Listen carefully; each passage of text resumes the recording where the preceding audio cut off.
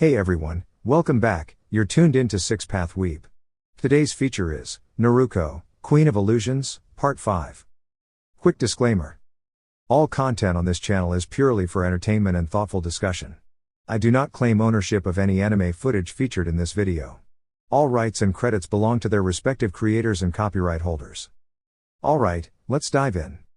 Sasuke stood calmly, leaning against the wall while attentively listening to his teammates discuss the strategy for their upcoming mission. It was certainly one of the more engaging conversations of the day. Nearby stood a single Chunin, a quiet and reserved girl, not much older than Sasuke at 16. Though he hadn't spoken much with her, she came across as calm and collected, rarely showing any emotion. Her expression was unreadable, and she maintained a sense of professionalism that was admirable. Despite her quiet demeanor, she had proven herself to be highly capable during their last mission. Sasuke noted that she rarely initiated conversations, only speaking when directly addressed, and even then, she kept her responses brief and relevant. The other Chunin in the group presented quite a contrast. He was a bit talkative, seemed easily distracted, and often let his enthusiasm get the better of him, at least, that's how Sasuke viewed it. In his eyes, these traits didn't align with the qualities of a focused and composed shinobi. Still, one comment from an old friend lingered in his memory. Confidence is great, but it needs to be supported by skill, otherwise, it's like using a white crayon on white paper, Naruko had once said. The thought brought a rare smile to Sasuke's face. He didn't necessarily miss having Naruko around all the time, but he could admit she had a unique way of putting things, and their friendly rivalry had always kept him sharp. Shaking off the thought, his attention returned to their team leader, Genma Shiranui. Sasuke had come to respect Genma, a calm, fair, and experienced leader. Their communication was minimal but efficient. Orders were given clearly, and responses were just as concise. Both preferred to keep things direct and focused. With his signature bandana-style forehead protector and a senbon ever present in his mouth, Genma delivered the plan. We're flanking from both sides. You all know the positions. Sasuke, you'll take the left. Katone, the right. I'll go through the center, and Midori, you'll be on overwatch. If anything seems off, step in immediately. This is a straightforward capture and return mission. No one gets hurt, understood? Sasuke nodded silently, ready to carry out his part. However, a complaint from Midori caused him to pause. That's not fair, Midori said, frustration clear in his voice. Why am I not in the front? Sasuke's only a Jonin, I'm stronger than him. I should be on the right. His hands pressed firmly against the table, making it clear how important this was to him.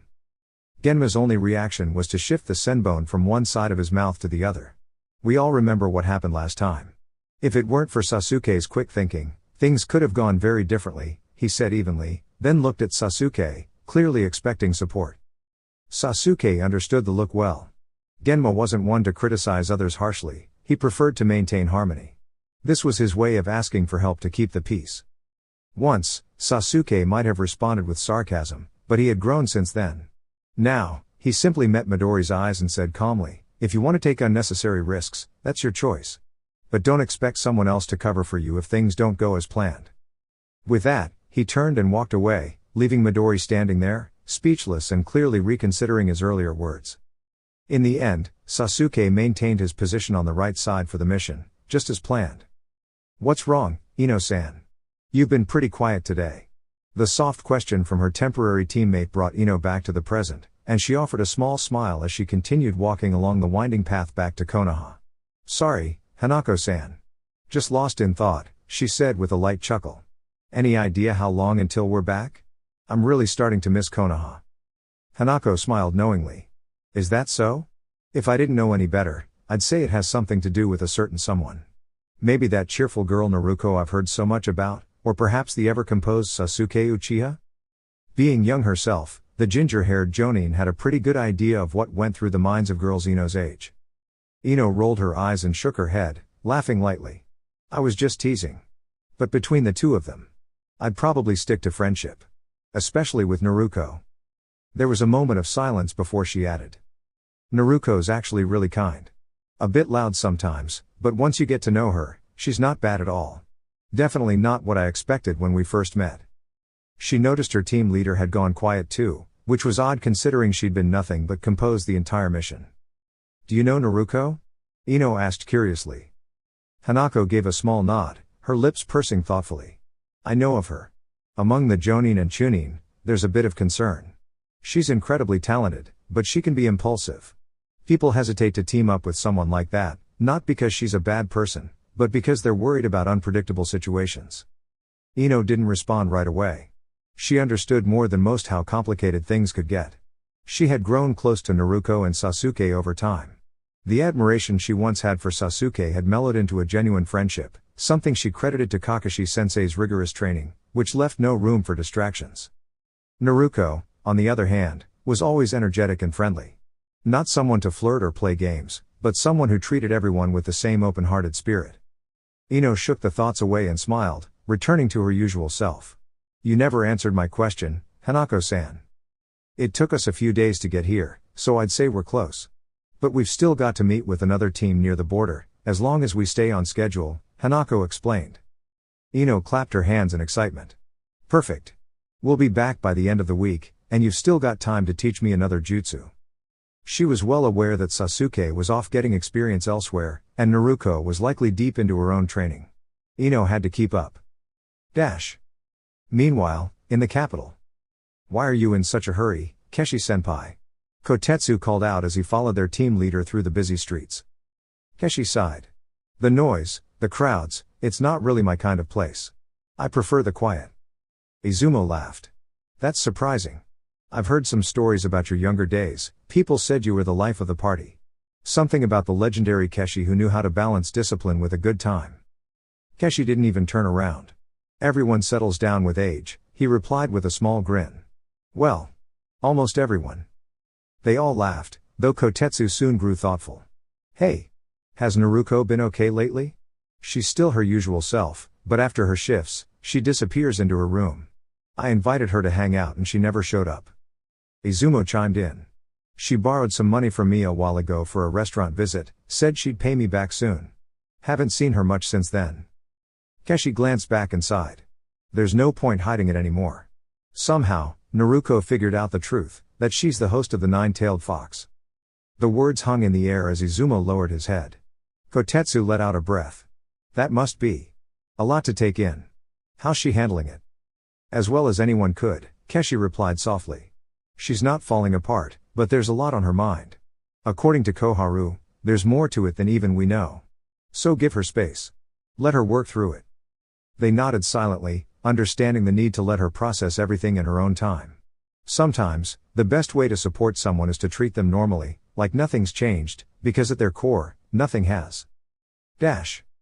Later, the conversation turned back to duty. You two are on shift once we return. I want more patrols around the perimeter. Let's keep everything secure. Akainu should be on duty tonight as well, Keshi instructed.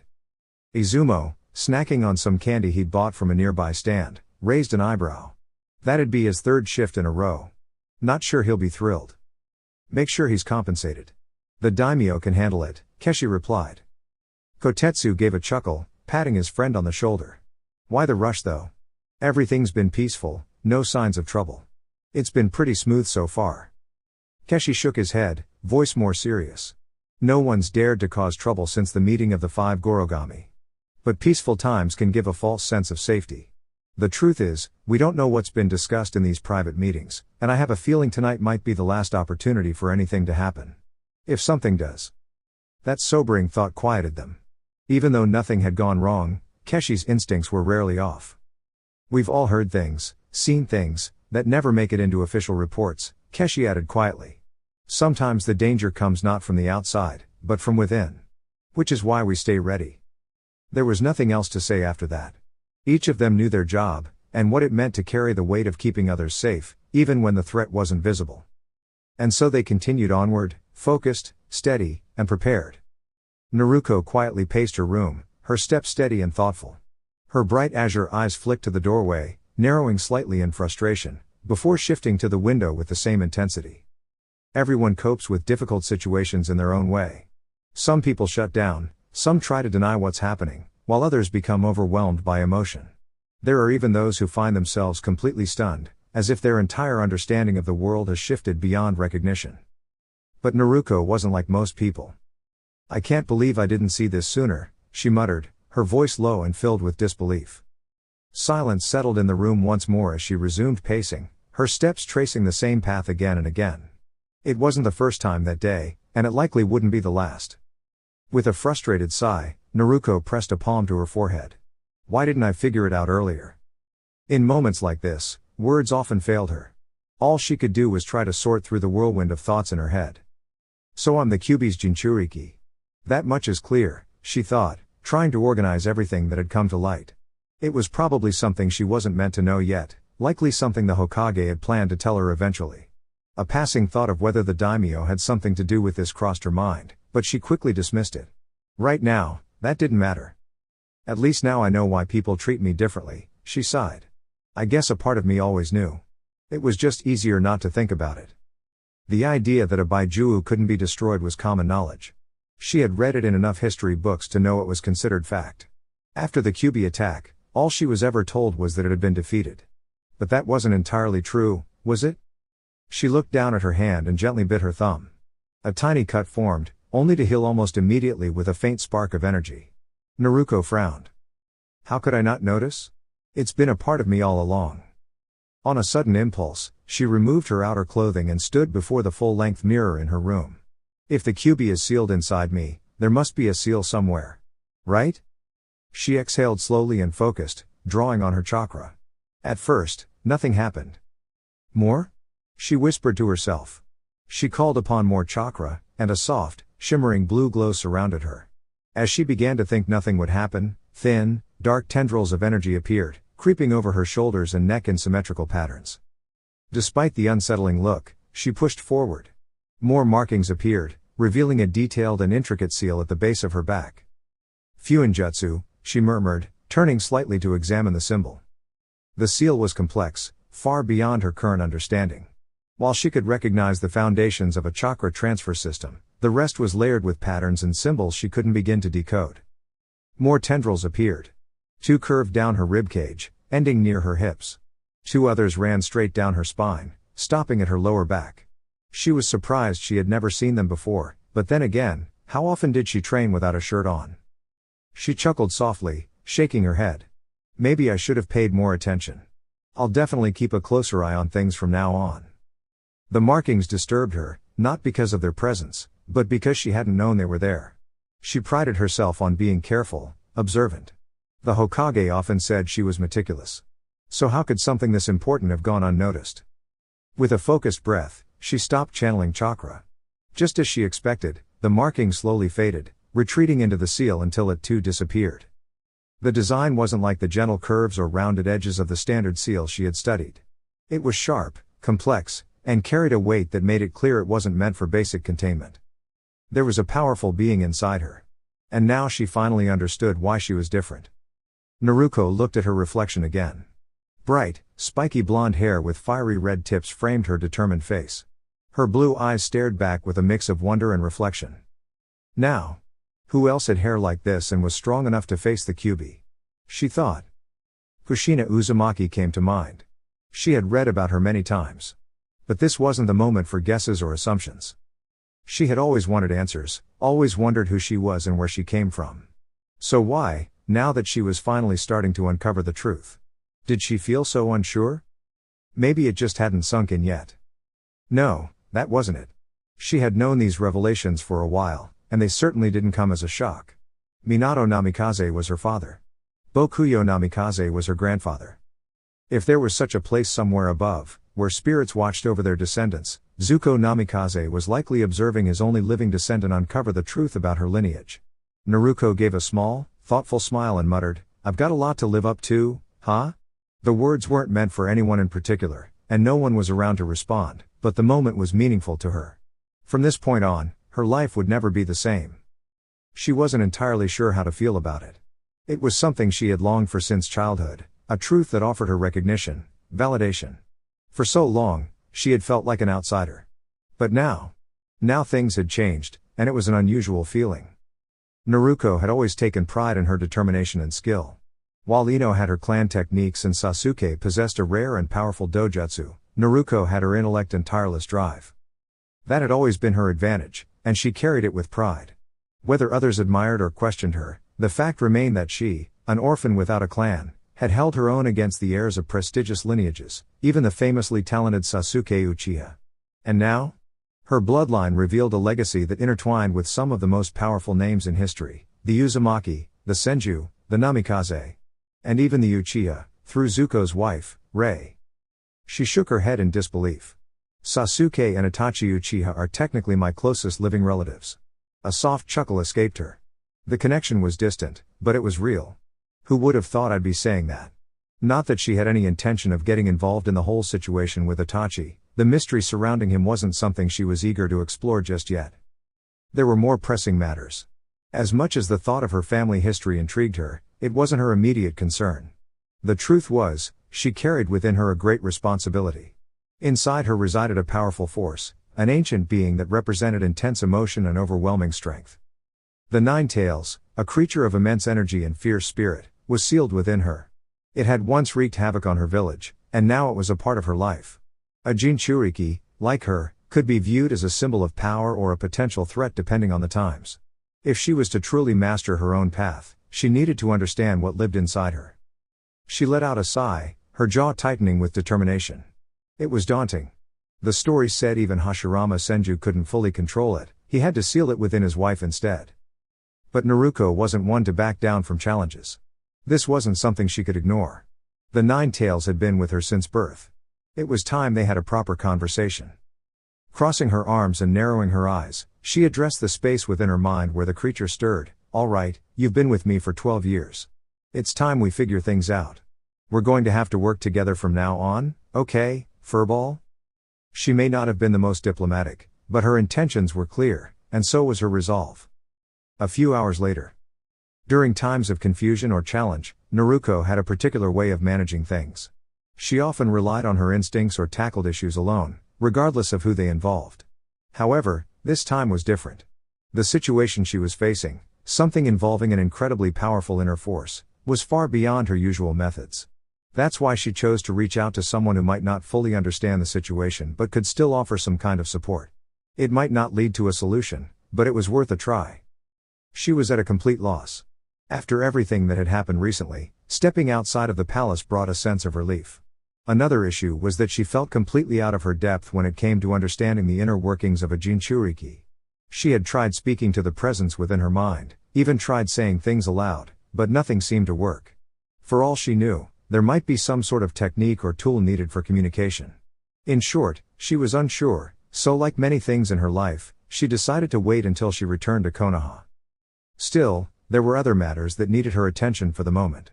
Such as her appreciation for Akiko's graceful presence. Akiko gently placed a finger under Naruko's chin and tilted her face upward to meet her gaze.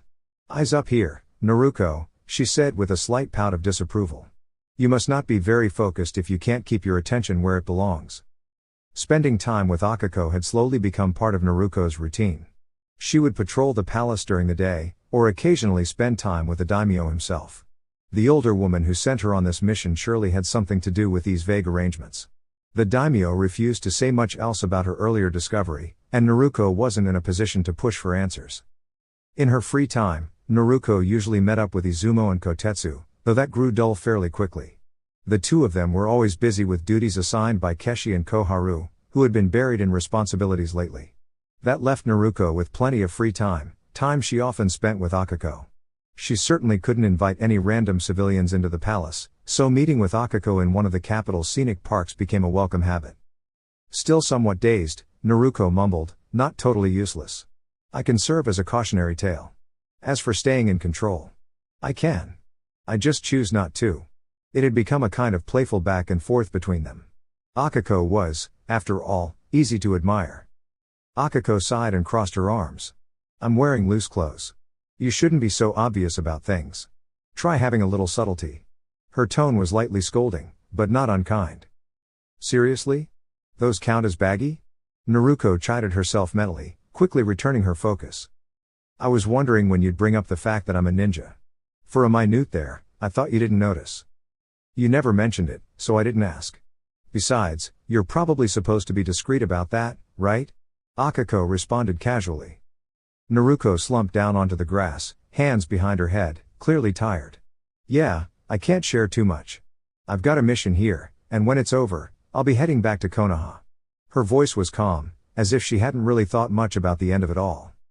Akiko's voice sharpened slightly. You didn't think it was important to tell me? We've been spending time together nearly every day. I thought we were good friends. I assumed you'd be staying longer. Naruko opened one eye and found Akiko staring down at her with a frown. I didn't think you'd care, she said with a teasing smile. But from the looks of it, maybe you do. Akiko didn't return the smile. Of course I care. You're my friend. Mommy and Yuki will miss you too. There was a quiet sincerity in her tone, something that Naruko noticed but chose not to comment on directly. Wait. Who are Mommy and Yuki again? Naruko asked, eyes still closed. Realizing her mistake a second too late, she quickly added, oh.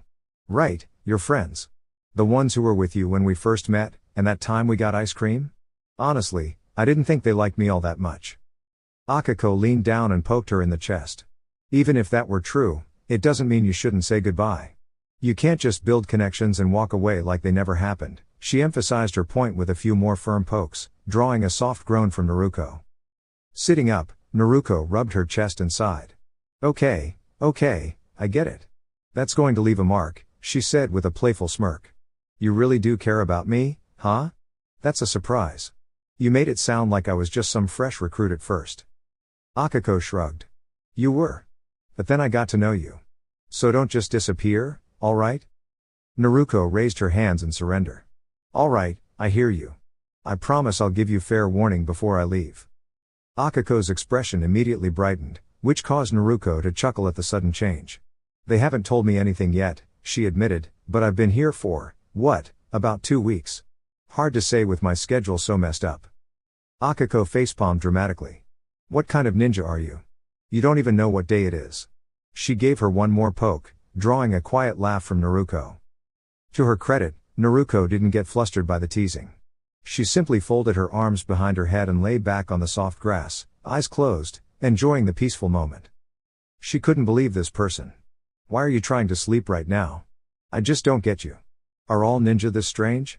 She asked, a look of confusion on her face. He was spending time with a friend, the evening had barely started, and here he was, attempting to take a nap in the middle of a park. That wasn't exactly normal behavior. Naruko let out a soft sigh before sitting up again. With a stretch and a small yawn, she rubbed her eyes. Nope, not sleeping. My eyes just get sore sometimes. They're bothering me again. And for the record, I'm not too bad of a ninja for my age. The comment caught her interest, and she leaned in, curious. You might want to have that checked out. But more importantly, it's about time you shared something about yourself. You know so much about me, and I barely know anything about you. Naruko had always been a bit elusive when it came to talking about her personal life. Whenever the subject came up, she would usually avoid it or brush it off entirely. With a small shrug, Naruko responded casually, I guess I can do that. What do you want to know? Honestly, there's not much to tell. It was a serious understatement, but she made it sound as simple as possible. Her friend gave her a playful but pointed look. That might be the first time I've ever heard you being modest. Don't get used to it, it doesn't suit you. Just give me a basic idea. I'm just trying to get to know a friend better, like I did when I shared my story. Naruko recalled what she knew of Akiko. She seemed like a straightforward, independent girl. From what Naruko had gathered, Akiko didn't have any close family, though that was only a guess. She lived alone and never spoke of any relatives. Originally from outside the capital, she had moved there to start a new life and hadn't looked back since. She'd started with a regular job and slowly built her life from the ground up. Thanks to the thriving economy and her determination, she now lived in a well-kept apartment in a nicer part of town. She paid her bills on time and used the rest of her money to enjoy her life. It was completely different from Naruko's world, yet she respected it deeply. Akiko had carved out something for herself, and while it wasn't the life Naruko would have chosen, she admired the effort it took. Well. Naruko paused, debating how much to say. I was born and raised in Konoha. Looking back, I think becoming a ninja was always the plan, even if I didn't realize it right away. I didn't really have other options, not that I minded. It was all I ever wanted. She noticed Akiko's interest and continued. Most ninja begin training by the time they're 8. I was too impatient for that, though. I started when I was 6, studying whatever I could and practicing nonstop. I'm still training even now. Akiko looked fascinated, which didn't surprise Naruko. For someone who wasn't a ninja, that life probably seemed like something from a storybook. Akiko opened her mouth to ask more, but Naruko decided to redirect the conversation. She didn't like talking about her past for too long. You never did say where you lived before moving to the capital. Tell me that, and I'll answer another question. Her response was unexpected. Akiko gave a dry chuckle, but it lacked sincerity. Most people wouldn't have noticed, but to someone trained in reading people, the emotion behind it was clear. She was hiding something. Of course you'd pick up on that. You've got a good sense for these things. But I can't really say. Even if I did, you wouldn't believe me. I don't have any proof. Her voice tried to maintain its usual cheer, though her smile was shaky. Come on, give it a shot. I'll believe you. Naruko was definitely curious, but Akiko stood firm. Trust me, you really wouldn't. But you're persistent. It took Mommy and Yuki years before they even questioned it, and even now, they know they'll never find out. Naruko scratched the back of her head, a sheepish smile on her face. You're probably right, but I'll figure it out eventually. Whatever Akiko was keeping to herself clearly mattered a lot to her, which Naruko understood. She had her own secrets, too, after all. Akiko smirked. Oh? Is that a challenge? Because you're going to lose. Naruko responded with a small grunt and a thoughtful expression. You know, we're the only species that will cut down a tree, turn it into paper, and then write "Save Trees" on it. Whether we like it or not, we're all a little silly sometimes. So one day, even if you don't mean to, I'm sure you'll tell me. Akiko's brow twitched. So? You're calling me silly? Yep, Naruko said with a grin. Expecting some sort of playful retaliation, Naruko sat up just in time. Sure enough, she caught Akiko's hand before she could poke her, and with a quick tug, pulled her down to the grass. A surprised squeal escaped Akiko, followed by Naruko's laughter. Sitting up beside her, Akiko frowned. Ugh, now my clothes are all dirty. She didn't get to finish.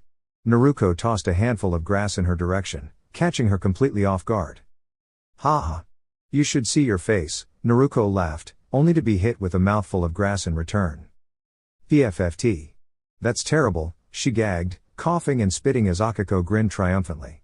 Before Naruko could recover, Akiko was already lunging toward her again, arms full of grass and a determined expression on her face.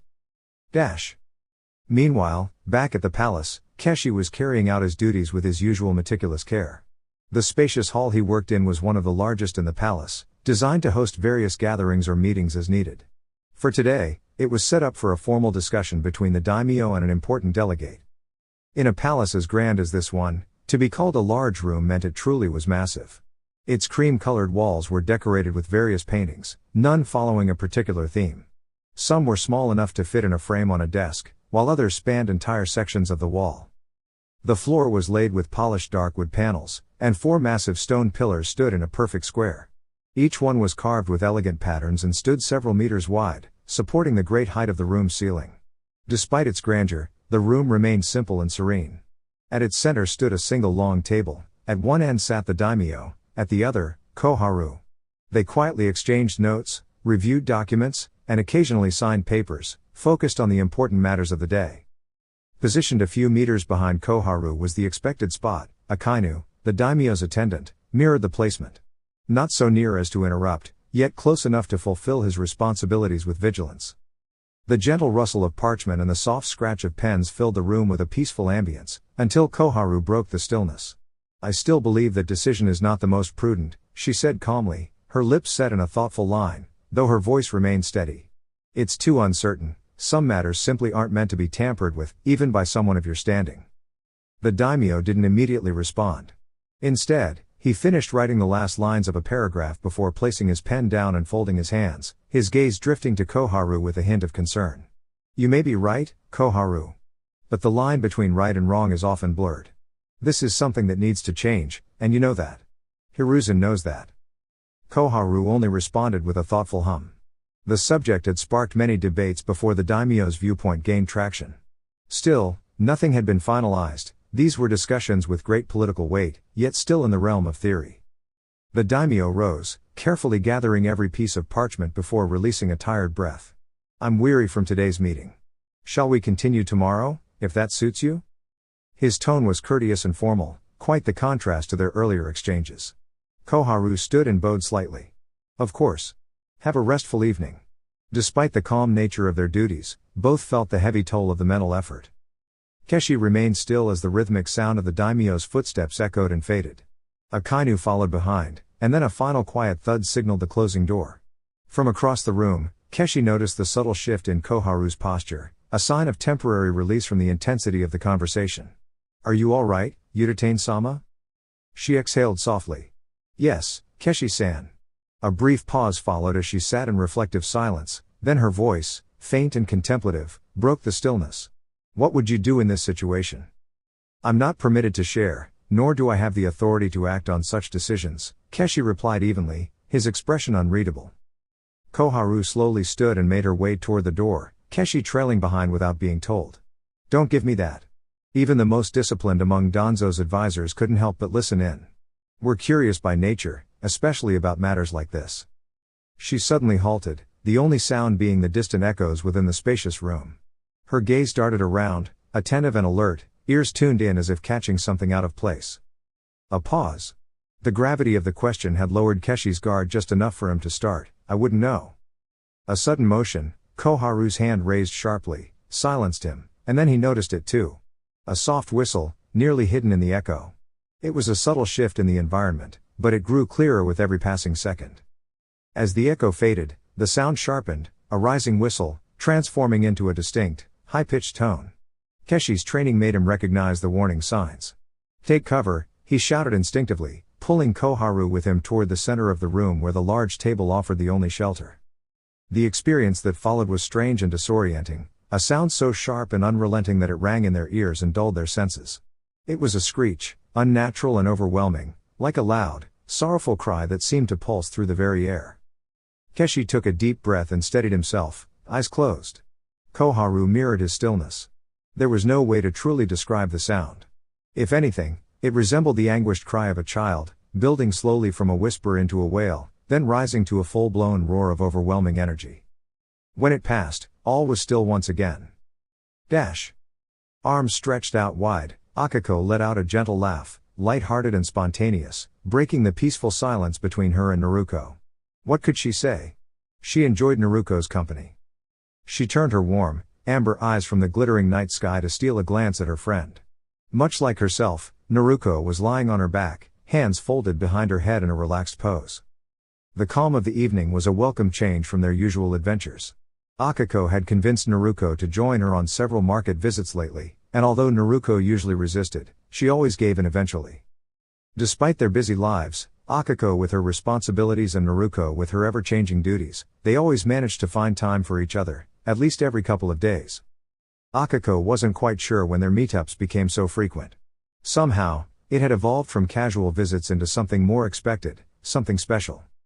Every moment with Naruko felt brighter.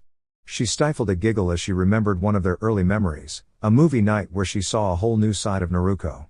Normally calm and collected, Naruko's startled reactions to scary scenes had been utterly charming. It seemed as though everything had aligned for them lately. Just yesterday, the weather had been perfect, sunny skies and a gentle breeze, the peak of summer. Even better, they had both unexpectedly gotten the entire day off. They went swimming, met up with Mami and Yuki, and even enjoyed dinner at a high-end restaurant, the kind the daimyo himself was known to frequent. It had been a truly wonderful day, perhaps the best she'd ever had. Flashback. Hands clasped together and resting on the elegant table, she tried to hide her amusement, though a soft giggle escaped now and then. Naruko nearly choked on her drink. "What do you mean 17,000 yen? Do you think I'm made of money?" The waiter responded with a completely serious expression, "Yes, ma'am. That's generally the assumption here. You wouldn't visit a place like this unless you were prepared for it." It might have been the way she had accidentally sprayed the unfortunate waiter with her drink, or maybe it was the high-pitched, stunned way she'd said it, but either way, Akiko couldn't help laughing. 10 minutes later, they had sorted everything out and were leaving the restaurant. It was an upscale spot, nestled in one of the more elegant parts of the city, surrounded by luxurious homes, chic shops, and just around the corner, the towering skyscrapers that were beginning to define the skyline of the capital. Though there weren't many yet, they were completely inaccessible to ordinary citizens like her. Stepping outside, they were met with the gentle warmth of a summer evening in the land of fire. Unlike the day, the heat wasn't stifling, and the coolness of night hadn't yet set in. The sky was painted with brilliant red hues from the setting sun, which reflected beautifully off the glass and concrete structures. With her arms folded and head slightly bowed in embarrassment, Naruko mumbled, "Thanks for covering that. I really didn't think it would cost so much." Akiko didn't mind, but after all of Naruko's earlier teasing, she wasn't about to let it slide so easily. "I expect you to pay me back. That's 2 days of work for me." Her mock-serious tone was enough to silence Naruko, who genuinely disliked the idea of relying on others. It clearly bothered her not to be able to contribute. "Okay," came the quiet reply, followed by a few uncomfortable groans here and there. Akiko felt a tiny bit of sympathy, but only a tiny bit. With a playful tap on the back of Naruko's head, Akiko grinned, "Don't take it so hard. I honestly don't mind, silly." Naruko's bangs flopped over her eyes from the light tap, and she quickly brushed them away. "Still, I do. I don't like feeling helpless. If I can't help out, then it feels like I'm holding you back too," she sighed. "I wish I had more. There's got to be a way I can repay you."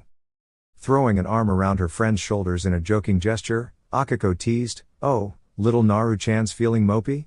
She tried to playfully shove Naruko, only to bounce away herself. "I've already told you not to stress about it. I've done almost everything I've dreamed of doing. Once the skyscraper's open to the public, that'll just be one more thing checked off the list." Naruko's frown was subtle as she countered with a smirk, "And what's so great about those towers, anyway? Do they charge even more for snacks? Maybe there's a swimming pool up there that costs twice as much as anything in Konoha." "Penny pincher," Akiko shot back with a wink. Naruko gasped dramatically, "Me? A penny pincher? I spent 136,000 yen on a single outfit.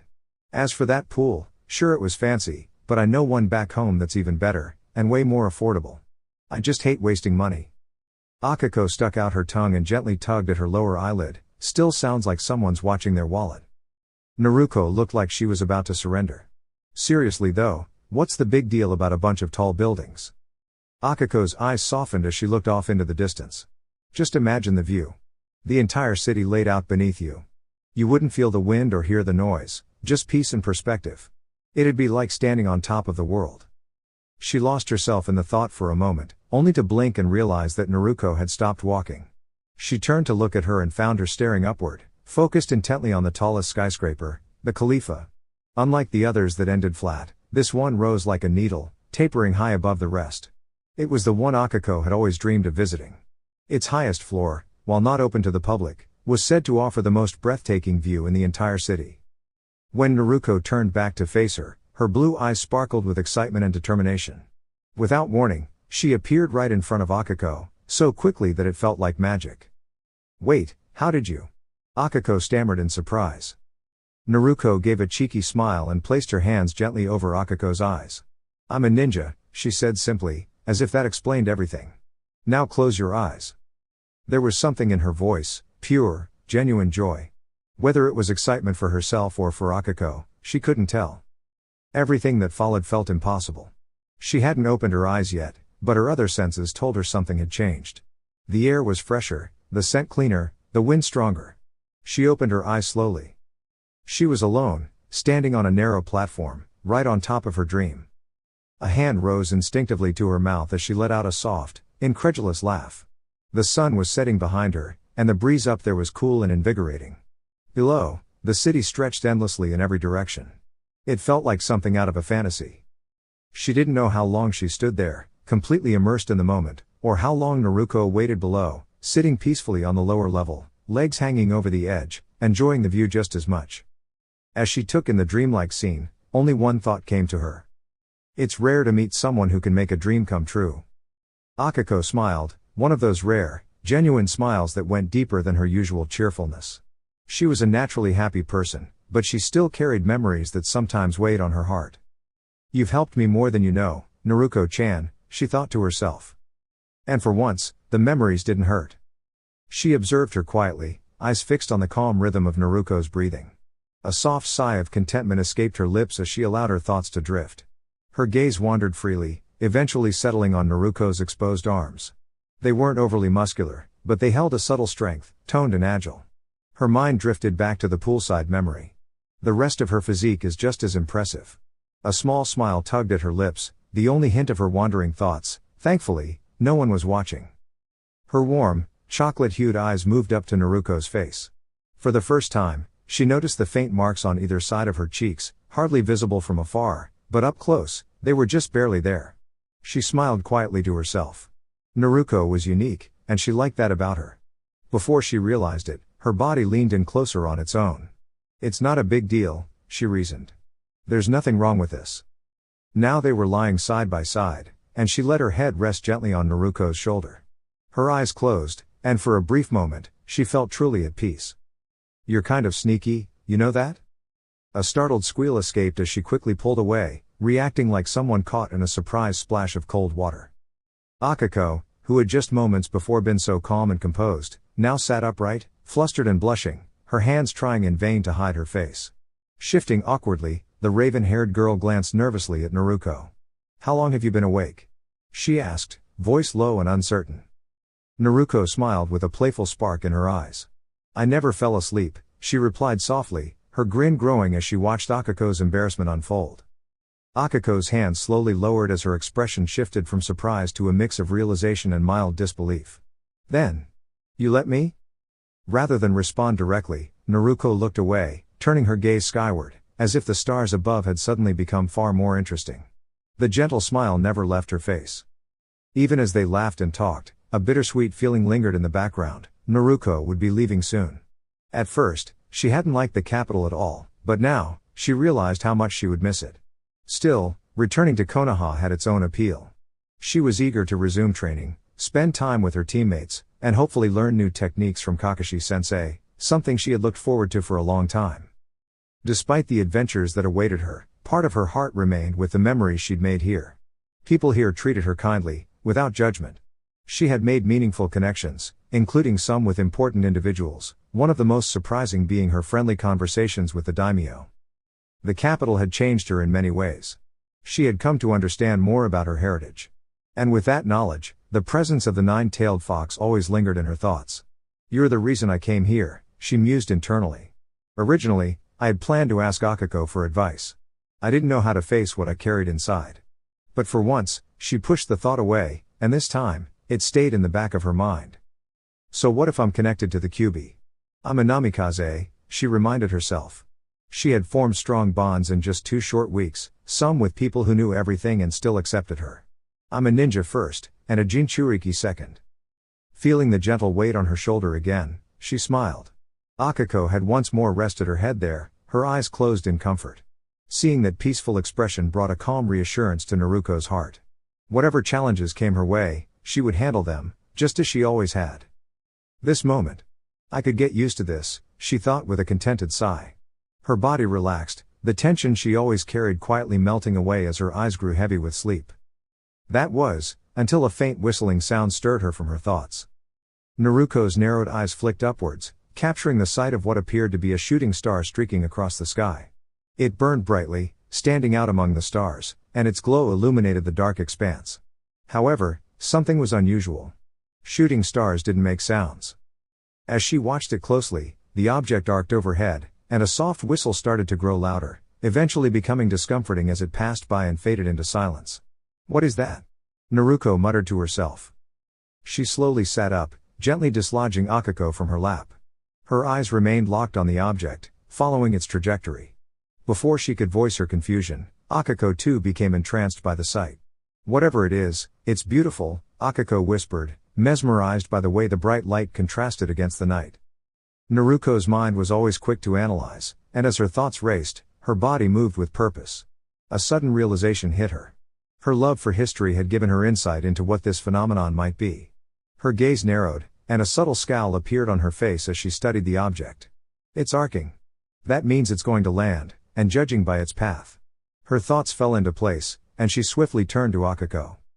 Without hesitation, Naruko reached into her ninja pouch, pulling out her headband, and tied it around her left arm. Head to your apartment, quickly. Don't worry about me, I'll check on you later, she said, her voice serious in a way Akiko had never heard before. The tone sent a chill down Akiko's spine, and she noticed that Naruko's usually vibrant blue eyes had turned cold and distant. The scowl on her face seemed oddly fitting, like a natural part of her expression. Before Akiko could respond, Naruko was gone in an instant, vanishing just as swiftly as she had appeared. Akiko was left staring after her, confusion and concern bubbling inside her. She pondered Naruko's words, especially the unusual seriousness in her tone.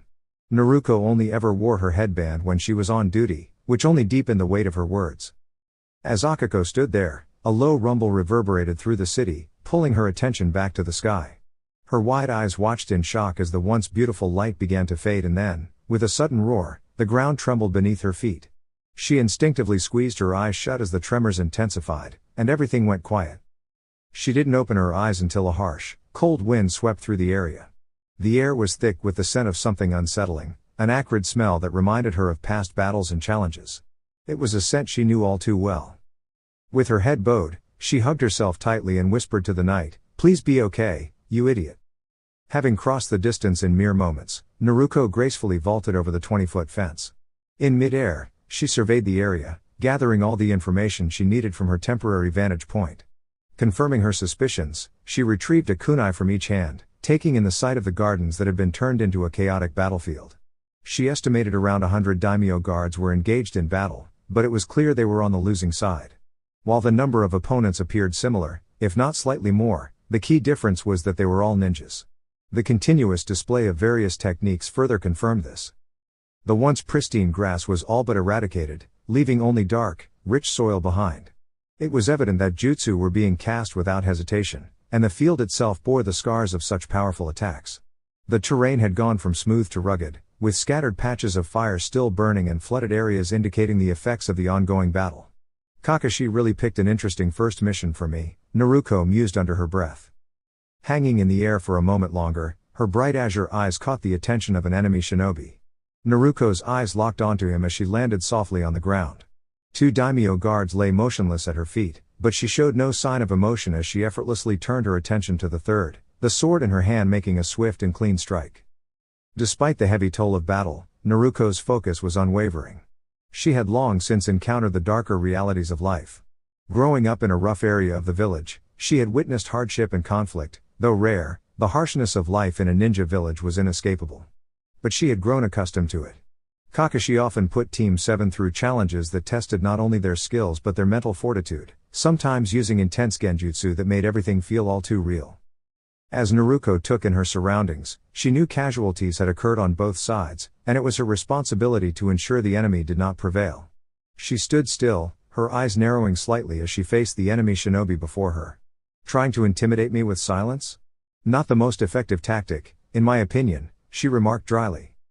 The enemy shinobi's expression shifted from impassive to a glare, but Naruko remained calm, flicking her spiky brown hair out of her eyes. Letting the body slip off her sword with a soft sound, she addressed him with a mocking smile. "Ah, so the last member of Konoha's famous 4-man team has arrived. You're younger and less refined than I expected," she said, her laughter sharp and piercing. "Our leaders were worried about another jonin, but I suppose they needn't have been concerned."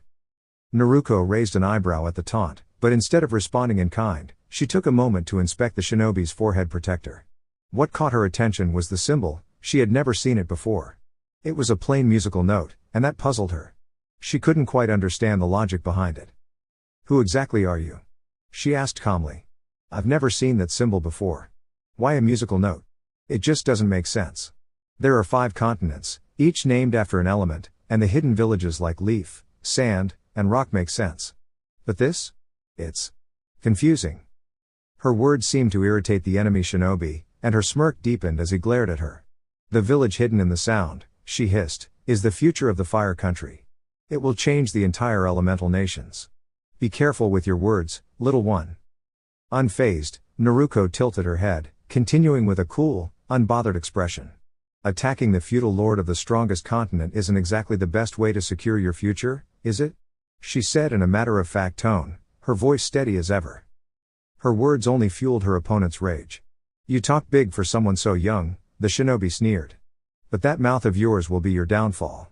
With that, she began advancing toward Naruko, her smile turning predatory as she prepared for the final attack.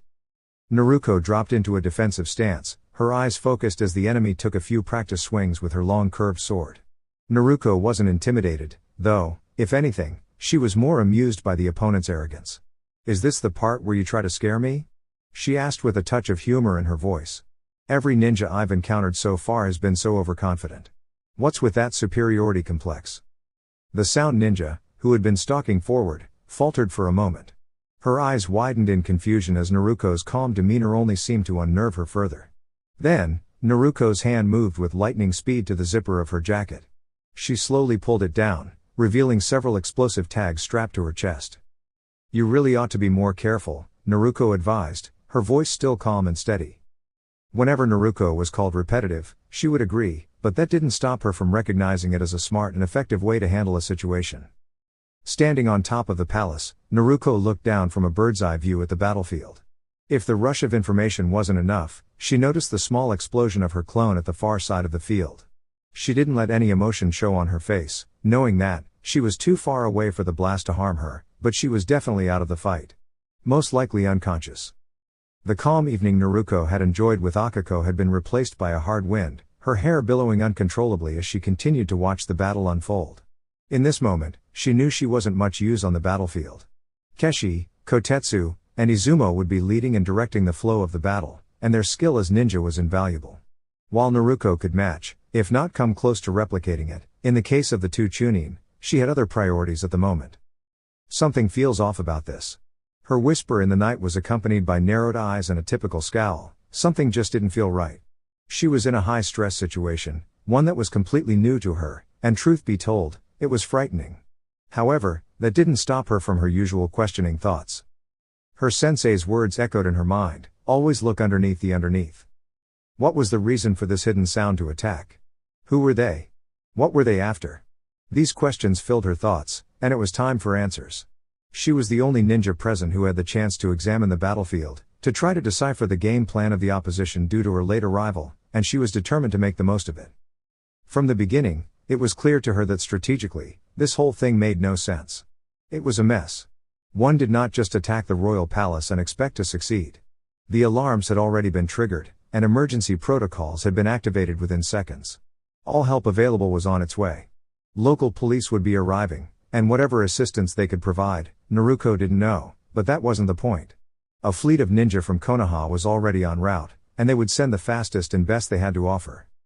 The point was that the method of attack used was designed to take a location, in this case, a heavily guarded palace. Naruko didn't underestimate her enemy. Her confident persona was just for show in situations like this. So, that led her to her next stumbling block. If the enemy wanted to take the palace, they didn't have enough manpower. On top of that, Konoha ninja, traveling at maximum speed and fueled by soldier pills, would be there in hours and would have the upper hand. She racked her mind for an answer, trying to figure out the puzzle. It was rare for Naruko to come up blank like this. Usually, she could at least work out something. An assassination was out of the question. For one, it would be done in stealth, in and out before anyone knew. Another point was that it wouldn't have taken place when so many ninja were around. Logically, an attack with ninja present would have made such an operation even more difficult. Keeping a cool head, Naruko continued to observe the battlefield, and it wasn't long before she found something of interest. Her eyes locked onto a single enemy shinobi down on the ground. He was a large man and had pushed forward further than the rest of his comrades. Focusing her senses, Naruko could see the rage on his face, and could hear his cries of anger until they abruptly stopped. She didn't tear her eyes away when he was cut down by one of the guards. In that sense, Naruko was different. She wasn't sure how it would feel when it was her turn to face such a situation, but watching it didn't affect her. A smile formed on her face. Bingo! She latched onto the clue and tested her hypothesis. One shinobi had pushed forward for some unknown reason. If they were trying to accomplish something, why hasn't any of his comrades backed him up? She said aloud to herself, asking a rhetorical question. It was the second time that night her mind clicked into gear, jumping to a conclusion and trusting her instincts. She whispered the result of her thoughts, a distraction. It all made sense. How important the meetings were, how tight the security was, and even the entrance of a large bomb to gather everyone's attention. Whatever they wanted had something to do with the meeting. They wanted the documents, and more importantly, the information that only one place could provide. The thought sent a shiver down her spine, and her chakra flared, causing the roof tiles where she stood to crack. Her chakra surged again, well aware of the many heads that turned in her direction because of it. Without thinking, Naruko formed the familiar hand signs and called out her favorite jutsu, Kage Bunshin no Jutsu. As quickly as the spike happened, it vanished. Those looking in her direction were treated to a surprising sight. In the midst of the confusion, Naruko had disappeared, leaving behind a personal army of clones to assist. She needed to find and reach the daimyo before it was too late, only he held the key to the information the attackers needed. Rigid hands firmly clasped together, a small red and gold scroll resting between them as they occasionally rocked back and forth. The owner of said hands was none other than Ikehito Tenno, sitting stiffly behind his desk with the only sound being the distant commotion from the ongoing battle outside. An older man, far past his prime, he had always longed to be directly involved, to contribute in any way he could. Hearing the sounds of the conflict, some of which involved his own people, filled him with frustration and anger. The fact that he had to remain in his office, unable to help, made it all the more difficult. The only other person in the room stood directly in front of him, Akainu. As always, he remained silent, his sharp gaze focused on the door, his full set of armor reflecting the dim light of the room. Ikehito could only imagine that Akainu was feeling similarly, no doubt annoyed that his fellow guards were battling while he was forced to stay at his post. Suddenly, a noise disrupted the tense silence. A soft thud echoed through the air. It was unusual, nobody was supposed to be anywhere near the palace, let alone close to the inner sanctum. Another thud, this time louder, followed by a shrill, unsettling laugh. It was cruel and filled with malice. Akainu's hand instinctively dropped to the hilt of his katana, drawing it just slightly, ready for whatever was coming. The tension in the room grew as the thuds continued, and faint, broken words could be heard, too soft to make out fully, but enough to cause unease. Despite the rising adrenaline, both Ikehito and Akainu stayed motionless, their attention fixed on the double doors, waiting for the source of the sounds to appear. A sharp scrape of metal cut through the chaos, and Akainu raised his katana, prepared to defend. "Show yourself, intruder. Come in here and face me," he called out, his voice laced with authority. Before the words had even left his mouth, silence once again fell, replaced by the sickeningly sweet scent of something foul. One of the double doors creaked open just enough to allow a shadowy figure to stumble forward. Ikehito's guard relaxed for a moment, but only in shock when he saw the figure clearly. Koharu Yutane, her breath labored and weak, collapsed to the floor with a soft groan. Her injuries were evident, yet her determination had allowed her to reach this point. The stillness in the room was shattered when the heavy double doors were suddenly blasted open, sending them flying across the room. 4 figures stepped through the threshold, their presence commanding and threatening. "For being so old, she gave us quite a fight," one of the figures grumbled in a rough tone. "Trying to face us alone, she never stood a chance," another voice responded smoothly, though it held no sympathy. "A shame really. She was the only one who figured out our plan, but in the end, she couldn't stop us." A growl sounded from one of the figures. A woman's voice, sharp and clear, cut through the conversation. "Enough of your talking.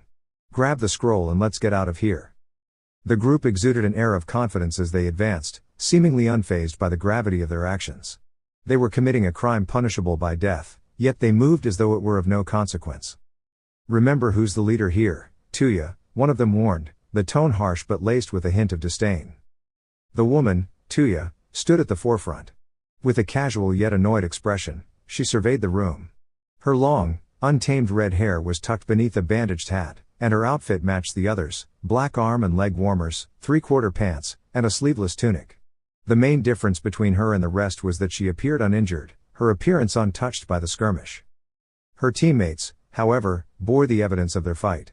Bruises and cuts marked their bodies, their clothes stained with dark patches, a clear sign of the battle they had endured. "Seems like Koharu must have given you a real run for your money," Akainu remarked, his voice low but filled with resolve. He was no stranger to such situations, his loyalty to the daimyo had long been unwavering. "We are the Sound Four," one of the figures responded, a cruel edge to his voice. "Hand-picked by our master. Do you really think you stand a chance?" Tuya's voice once again rose. "Calm down, Kitamaru. We're here for the scroll. Focus." Kitamaru's expression twisted with frustration as he stepped forward, his anger evident in his every movement. "I'm so tired of dealing with weaklings like you." "Kitamaru, control yourself," a silver-haired figure cautioned, but it was clear that Kitamaru's temper had already flared beyond reason. Since receiving the cursed seal, he had struggled to control his newfound power, a dangerous side effect that sometimes took a while to master. With a speed that caught Akainu off guard, Kitamaru moved, launching himself across the room. One of his 6 arms grabbed Akainu by the throat, lifting him effortlessly before slamming him into the ground with brutal force. With that, the daimyo's only remaining line of defense was dispatched with ease. Kitamaru's words echoed in the now silent room. All of you. So weak and pathetic. Earth release, stone pillar jutsu. Sharp stone spikes rose from the ground, swiftly eliminating the immediate threat. Naruko quickly turned, sensing another enemy approaching from behind her. They just keep coming, she muttered, taking a quick step forward before delivering a powerful sweeping kick that landed squarely on the enemy's chest.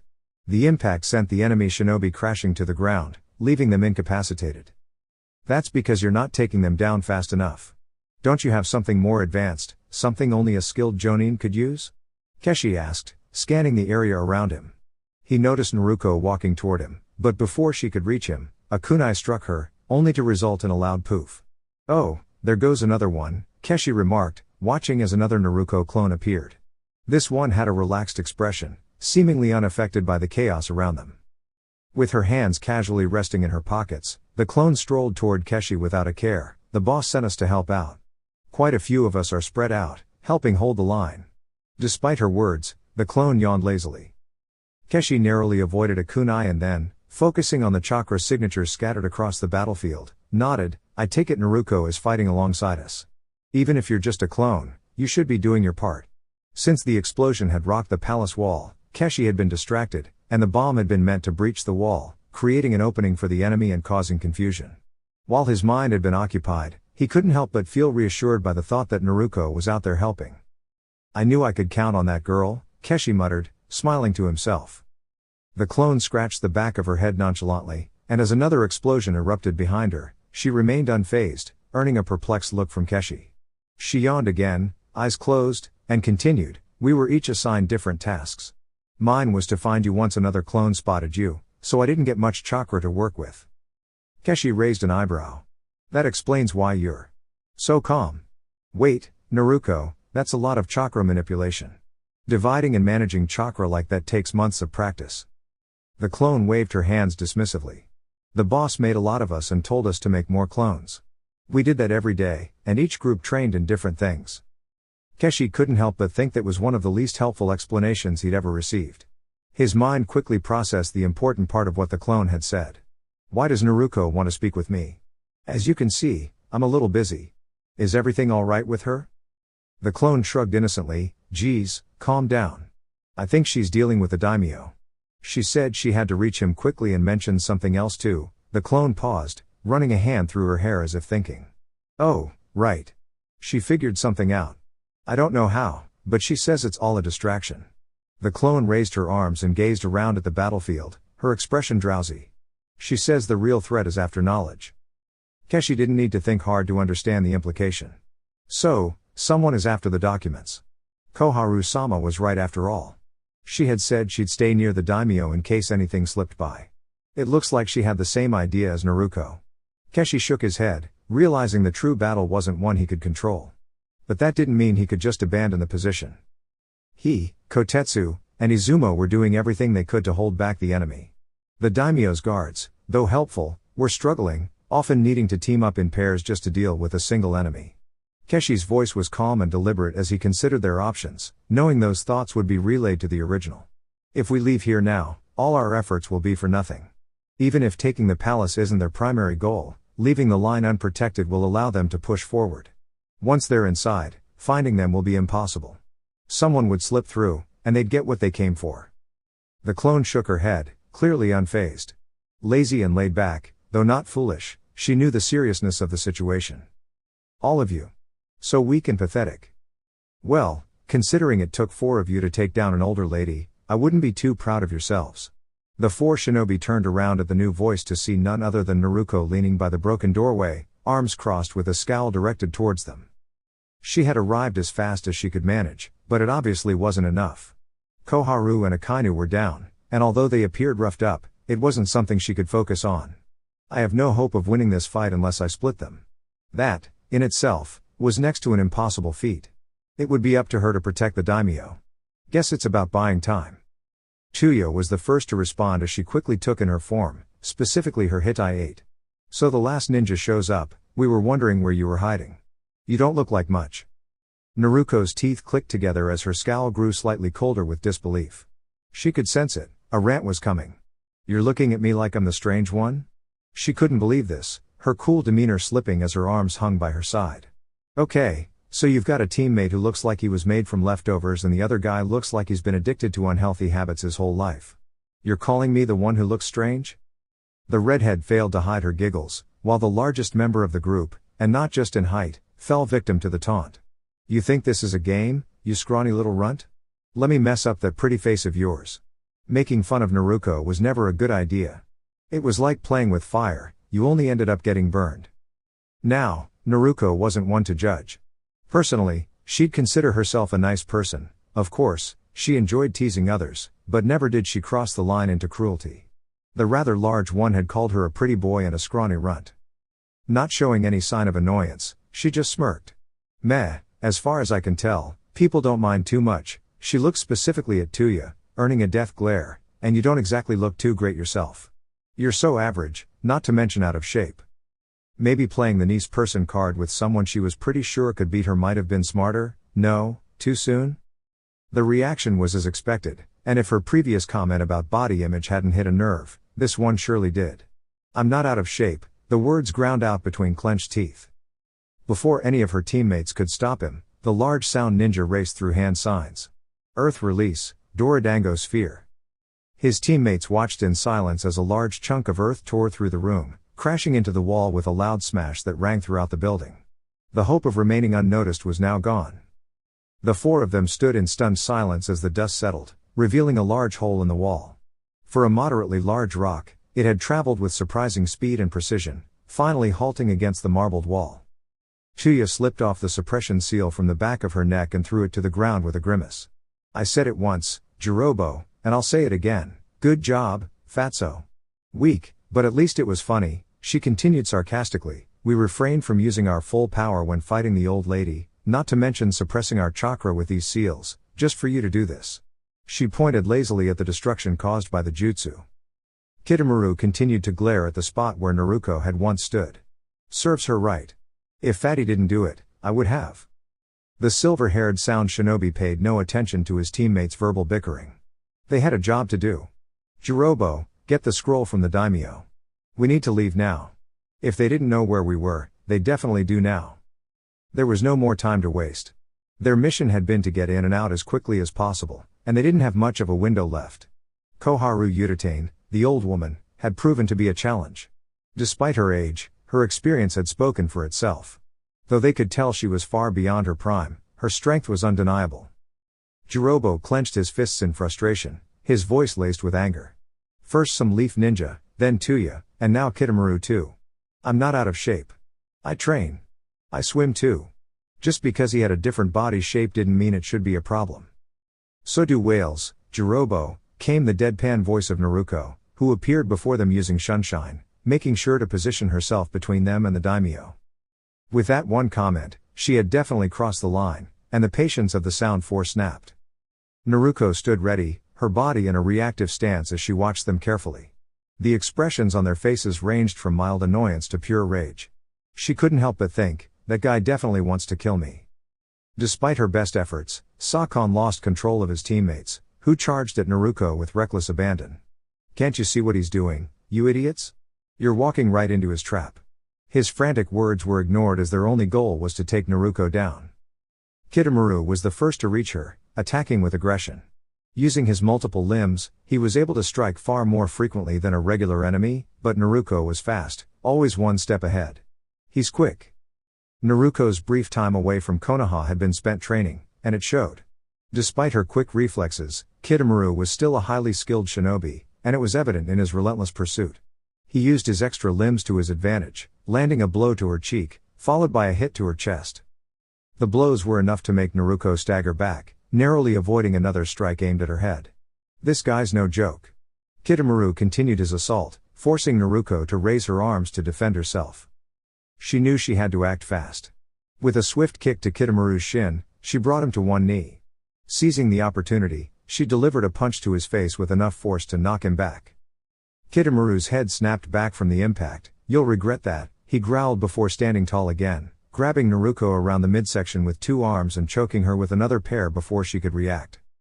Her eyes widened, but she remained calm. This wasn't a good situation. With her arms constricted, Naruko did the only thing she could, she drove a knee straight into his midsection. Naruko stumbled back, gasping for air and spitting out blood. This guy's tough, she thought, but the scowl on her face quickly shifted into a daring smirk as she wiped the blood from her mouth. He has to be. Kitamaru growled in frustration, his face twisted with fury. With a silent signal, both shinobi resumed their taijutsu battle. Determined not to be defeated, Naruko managed to land a few strikes here and there, aiming to disable his extra limbs. Every time she thought she gained the advantage, Kitamaru countered her moves. It was clear that the sound shinobi was a strategist, every move calculated and deliberate. She couldn't keep dodging forever. Hearing the heavy footsteps of Jirobo approaching gave her the boost of courage she needed. Naruko launched herself across the room, sliding to a stop. One hand reached into her pouch, flicking a kunai with precision while the other formed a one-handed tiger seal. Kawarimi no jutsu. Expecting to bat away the kunai, Jirobo wasn't prepared for Naruko to be so close. She delivered a sharp kick to his chin, putting all her strength into it. The large sound shinobi stumbled backward, much to her surprise. This guy's strong too. But I can do this. Putting a hand to the ground to keep herself steady, Naruko rose back to her feet before rubbing her chin in pain. That hurt. So you're not all talk after all, she smiled. Good. I'll enjoy this challenge even more. The determination in her tone was evident, and even Naruko had to admit it was a little irritating. Not too much though, don't worry about your chin, you've got like 3 more of them. Her confident attitude while fighting was something she liked, it was a sign of unshakable confidence. Many people believed it would distract her from the battle, but she had proved them wrong countless times. Kitamaru, aka Spider-Man, followed these thoughts. Trying to land a decisive strike, the highly skilled shinobi lunged forward to attack Naruko from her blind spot, but she was ready. Her senses remained sharp. Naruko swiftly kicked into the air, flipping over him before landing at the back of the room beside the daimyo. She was still receiving glares from the pair, but the calm and composed duo further back looked at her with some concern. The more they saw of her, the more unsettled they became by this unforeseen obstacle. The daimyo was her foremost priority, so she would take the opportunity when it arose. She bent down slightly to lean into the daimyo's ear. These guys might be more than I can handle right now. If you get a chance, make a run for the door, got it? The daimyo looked up at her, surprised, then nodded. He had known Naruko as nothing but confident, but it seemed that once she started fighting, she was very different. What about Koharu though? Even I can tell they only knocked out Akainu, but she seems much more serious now. Naruko noticed the sound members growing impatient, observing her every move and trying to predict her next action. She needed to act quickly. As for Koharu, it was a strange situation. She had openly disliked the woman, but that didn't mean she wanted to see her in this state. Her voice hardened, "We'll deal with that when the time comes." Naruko put her hand into her ninja pouch and leaned in closer, making sure the sound couldn't see as she discreetly passed a seal to the daimyo. Wait until you think they're not looking, then press your finger against it firmly. While you're not their target, I don't trust them. The daimyo understood Naruko's reasoning and took it without question, though he was cautious. What is it? To him, it just looked like a small piece of paper with some odd markings. Fuinjutsu. You don't have to do anything, just press your finger against it and it'll do the rest. Now remember what I told you, old man. She gave a short explanation for his sake. If you die, I'll never get paid again. As Naruko took a few steps forward, the daimyo paled. Her words were not exactly reassuring. Kitamaru spoke up. You're quite the cocky one, aren't you? He scoffed. Just like they say, typical overconfident Konoha ninja. You should take that attitude down a notch before it gets you into trouble. While Kitamaru spoke, Naruko was focused, her senses still sharp.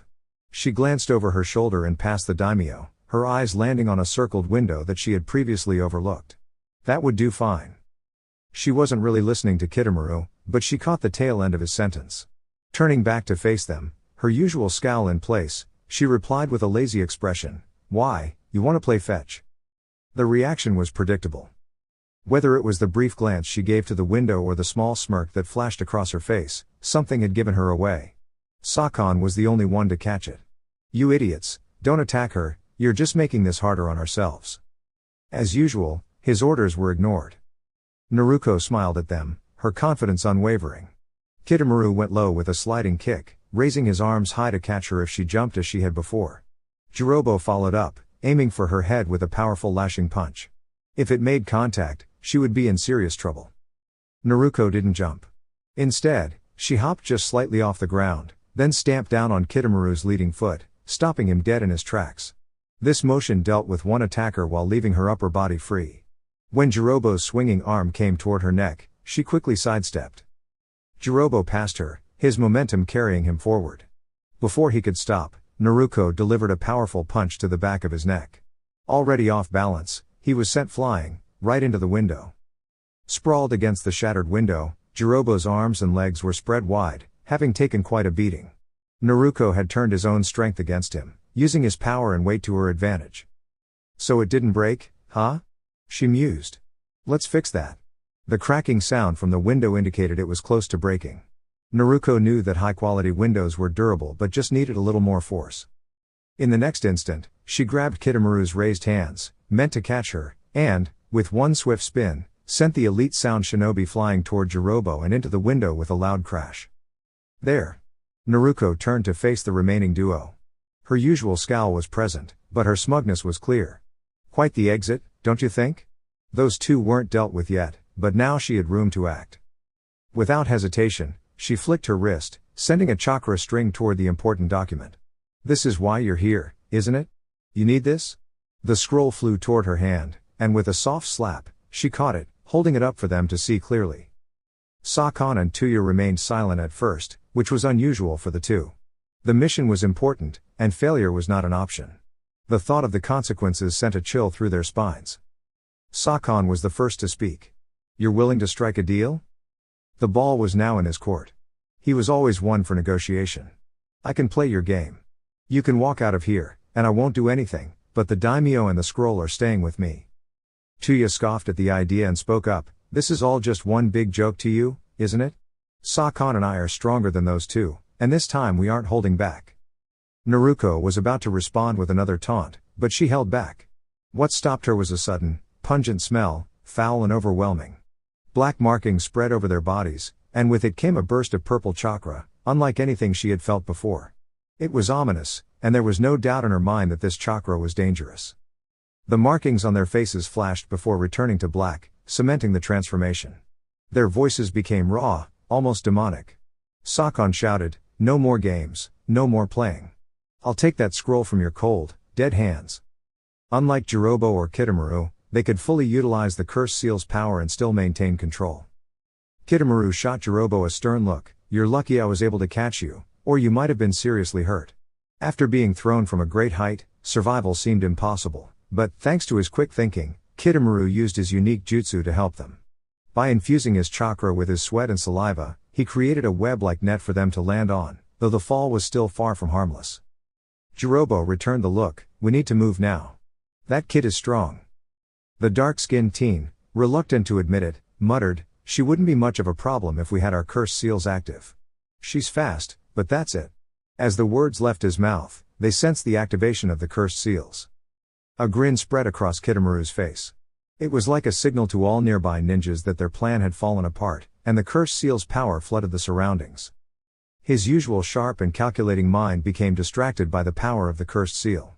For him, it was almost addictive, the temptation to seize that immense power with just a stretch of his hand. And so, he did. With the black markings fully activated, Kitamaru's grin grew wild, I'm going to take down that kid. Do you hear me, Jirobo? She's mine. His voice trembled with anticipation. You better get in line, a harsh voice interrupted him. A lot of people want Naruko defeated, but don't let it get to your head. What did she do to you, embarrass you, call you names? Izumo and Kotetsu stood ready for battle, giving the duo a wary look. The strange and unpleasant chakra radiating from them made the two feel uneasy, you're going to have to go through us first. Naruko blocked a punch, but her defense crumbled under the power of the strike. The opponent was simply too strong. The impact sent her flying back, but with chakra directed to her feet, she managed to stop herself from crashing into anything solid. She winced in pain, realizing this opponent was faster and stronger than the previous ones, and the mysterious markings only made things more intimidating. Trapped against the wall, Naruko kept her eyes on both shinobi. Is this some kind of Kekkei Genkai or something? This doesn't seem natural. Her voice revealed her confusion, and the weight of the power affecting her was evident as her breath grew heavier. After their brief exchange, Sakon smirked, feeling jealous? Naruko stayed silent. For once, she found herself unsure of what to do. Sakon outpaced her and overpowered her in close combat, and Tuya's ranged attacks kept her on edge. She also noticed that Tuya avoided close combat, perhaps sensing her own weaknesses. The situation was complicated further by the strange, twin-like figure on Sakon's back. Though it hadn't moved yet, Naruko knew it was providing him with an advantage by covering his blind spots. Tuya's usual taunting voice cut through the tension. For all your boasting, you've really let us down. You're backed into a corner now. A little disappointing, don't you think? Naruko's frustration grew as she realized she was outclassed. Where was Keshi when she needed him? Naruko's sharp, observant blue eyes caught the subtle tension in Tuya's stance, and that was the cue she needed. Tuya quickly launched a series of shuriken at Naruko, their slight shimmer telling her they were chakra-infused. Without a conductive weapon, blocking them was impossible. I knew I should have brought something. Forced to dodge, she barely had time to react as Sakon rushed in, aiming to finish her off. Unlike Kitamaru, Sakon maintained control, using his superior speed and strength effectively. This left Naruko with little choice but to fight defensively, relying on her speed, reaction time, and instincts to evade. Lightning release, Electric Spectre. The shout rang out, and Naruko quickly noticed the ball of lightning speeding toward her. Thank goodness for Cage Bunshine. Naruko muttered. Her hand occupied with Sakon, she was relieved when two clones appeared beside her. Without hesitation, each clone reached for a pre-made seal in their pouch, tossing them into the air. Fuinjutsu, Reflection Barrier. Her Fuinjutsu skills were top-notch, and the transparent blue barrier successfully deflected the lightning attack. But her relief was short-lived. Rule number 1 from Kakashi's strategic guide, never rely on clones. Taking her eyes off Tuya for just a second was enough. The moment she did, Tuya rushed forward, breaking through both the clones and her barrier. Clad in a thick, strange chakra armor, Tuya quickly dispatched both clones with a slash of her kunai and followed it with a sharp kick to Naruko's ribs. Before Naruko could recover, she was slammed toward Sakon, landing heavily on the ground, unconscious and unaware.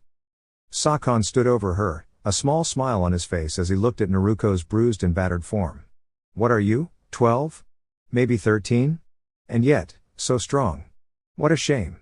His voice was a soft whisper that went unheard by the unconscious girl. Quite resilient, wasn't she? Tuya said with a sigh as she checked Naruko's pockets. 23 bowls of miso ramen? That's strange. And 50 explosive tags. What was she planning to do with all of these? She whistled in admiration. It's a shame, really. Sakon shook his head, impatience in his tone. Stop rummaging through her stuff and get the scroll. We need to get out of here. Tuya finally retrieved the scroll, letting out a short sigh of relief. The mission had gone awry, but they had what they came for. Let's go. The reverse summoning is ready. Can you sense Jirobo or Kitamaru? As usual, Sakon cast her a cold, unsettling gaze. They're fine, I can sense their chakra, though it's a bit weaker. Aren't you going to finish the job? He added this last part casually, as Tuya usually dealt the final blow when given the opportunity. Tuya had already stepped back, her voice calm. I don't need to. She'll be fine for now, but by the time anyone finds her, she'll be beyond saving. Sakon turned away from her, his tone firm and indifferent. That's not a good enough reason. We should finish this. With that, he drew a kunai. He didn't like leaving loose ends. The feeling was unsettling, to say the least. Water enveloped her entire body, only her face, eyes, nose, and mouth visible above the surface.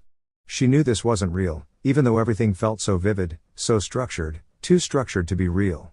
It felt more like an illusion, something trying to be accepted as reality, but something was missing. It lacked life. Trying to move her body failed, leaving her with only the ability to see and feel. It was as if she wasn't connected to her body at all. With that thought, she was pulled downward into the deep, clear water, sinking endlessly. Panic set in as she fought for air. She held her breath for as long as she could, but eventually, the burning sensation in her lungs took over. She gasped and water flooded into her mouth, but somehow, it felt right. She could breathe underwater now. That was new. She soon realized that her surroundings responded to her thoughts. She could feel her chakra returning, life flowing back into her body, and with it, she regained control over herself. Now, in the comfort of a bed, Naruko slowly and carefully got up. She was curious about where she was, but her body moved toward the bathroom without her control. She didn't like this at all. Her breath was ragged, but the nausea persisted. Walking was difficult, and she struggled against an unseen force that controlled her movements. It was a strange and uncomfortable sensation to be able to see and feel everything normally but have no authority over her body. A rigid leg kicked open the bathroom door, and the force seemed to break free. She leaned over the sink, her elbows trembling as they braced against it. Her head hung low, but adrenaline began to take over. It wasn't fatigue, it was something else. Pain. Fighting to regain control, she gripped the sink tightly, but the pressure was too much. Her breaths came fast and sharp, but it wasn't enough to steady her. The unknown force hit her again, harder this time. Her head snapped up, and she saw herself in the mirror. She was older now, her features more defined, with a small scar just above her lip. Her eyes locked onto her reflection, only to find her eyes weren't the same as they used to be. They had turned a different color. Naruko's eyes flashed red, and with a growl, she slammed her fist through the mirror. The pieces of glass fell to the ground, and as they did, the world around her shattered. Slowly, it broke apart, leaving her in a dark, endless space, the surroundings resembling a sewer-like room stretching on for infinity. Naruko now found herself standing in knee-deep water, small ripples spreading from her feet as she took in her surroundings. Various colored pipes ran along the ceiling, some filled with a flowing blue gas and others containing a shifting liquid. She felt uneasy at their eerie glow, sensing that she should not be here, though she knew it was her destiny.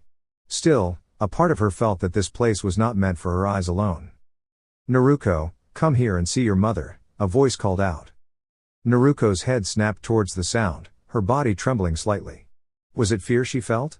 What she saw was a woman who lived up to her beauty, something Naruko had learned from her research in recent days. A slender, feminine figure with waist-length silky red hair, adorned with a familiar black clip parting her hair to the left. She had worn that clip in every photo Naruko had seen. Her mind went blank, and she didn't resist when the force of something unknown pulled her toward the woman. Her expression was speechless, her watery eyes reflecting all that she felt. Naruko slowly walked toward her, and the woman reached out her hand. Naruko raised her own hand to meet her, but that was when something caught her eye. Her eyes widened in shock before narrowing in disbelief. Her movement halted, and she looked at her fist. Though it still hurt, it was not bloodied from punching the mirror, it should have been. A moment of clarity rushed in, and her outstretched arms retreated back in hesitation, her movements filled with uncertainty. "Come, Naruko. I've missed you. Let me see how much you've grown." Naruko looked between her mother and her fist, her eyes shutting tightly. A strange wet sensation surrounded her as she did so. Was she crying? "Fox," the whispered word escaped her lips, and a surge of anger filled her body. The tension in the air became thick and suffocating. "This is your doing, Fox." With a fiery glare, Naruko met the eyes of the Nine Tails, which now stared into her mother's violet eyes. She slapped away the outstretched hand, and the illusion vanished instantly. Naruko stood still, her face blank, as 2 tears trailed down each cheek. She gazed where her mother had once stood, watching the ripples from her footsteps fade and blend with her own. "Come to me, child." The demonic voice sent another chill down her spine, jolting her back into reality. Her fists clenched tightly as she timidly looked over her shoulder, already knowing what she would find. The immense figure of the Nine Tails stood before her, its eyes gleaming with amusement. Its red-orange fur shimmered, and its massive form, comparable in size to the Hokage monument, loomed over her. The fox had the body of a fox but with human-like features, such as opposable thumbs on its clawed hands. It continued to gaze at her with a wicked grin, clearly enjoying the sight of her vulnerability.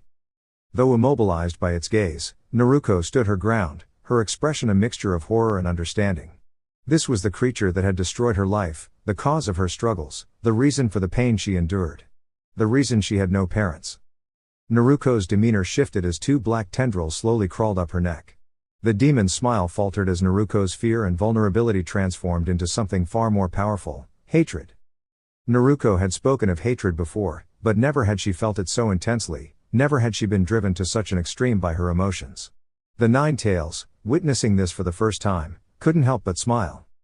The once innocent child, with golden locks and bright eyes, now stood before the demon with a newfound fire. This transformation unsettled the creature. With her back turned, the Nine Tails could see only a single blood-red eye that mirrored its own wrath.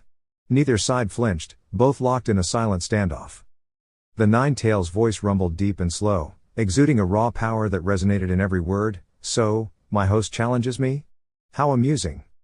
The great beast moved with an unimaginable speed and power, bringing its face mere inches from Naruko's. Its breath was a gale, causing the water to splatter around her. Yet Naruko did not falter. My teeth are swords. My claws are spears. My eyes can freeze death itself. Tell me, child, why do you challenge me so recklessly? The Nine Tails boomed. Naruko remained unmoved, her cold gaze never wavering. The beast's red eyes bore into her as it snaked around her, its voice growing louder with aggression. Your strong eyes, my eyes. They can destroy everything that hurts you. Trust in me, Naruko. Only I can save you from your pain. The beast lowered its head to Naruko's level, its voice turning into a deep, unnerving whisper. You don't have what it takes to control my power. You are nothing but a fragment of my hatred. You will always be nothing. That final statement triggered a response in Naruko. She raised her hand and placed it gently on the enormous snout, her scowl deepening. With a firm grip, she squeezed. The beast's presence shattered, and the residual chakra left behind dispersed, creating a golden cage. Inside, the Nine Tails growled, glaring at her with rage. Naruko stood her ground, her gaze unwavering. No more illusions. No more games, Kyuubi. The Nine Tails only glared back, its teeth grinding in fury, but Naruko did not flinch. The chakra of the tailed beast flowed through her, its dark tendrils wriggling as the energy rushed within her. The battle for control had only just begun. Chuya leaned against the wall, allowing her teammate to handle the situation while she kept a firm grip on the scroll. That was all that mattered to her.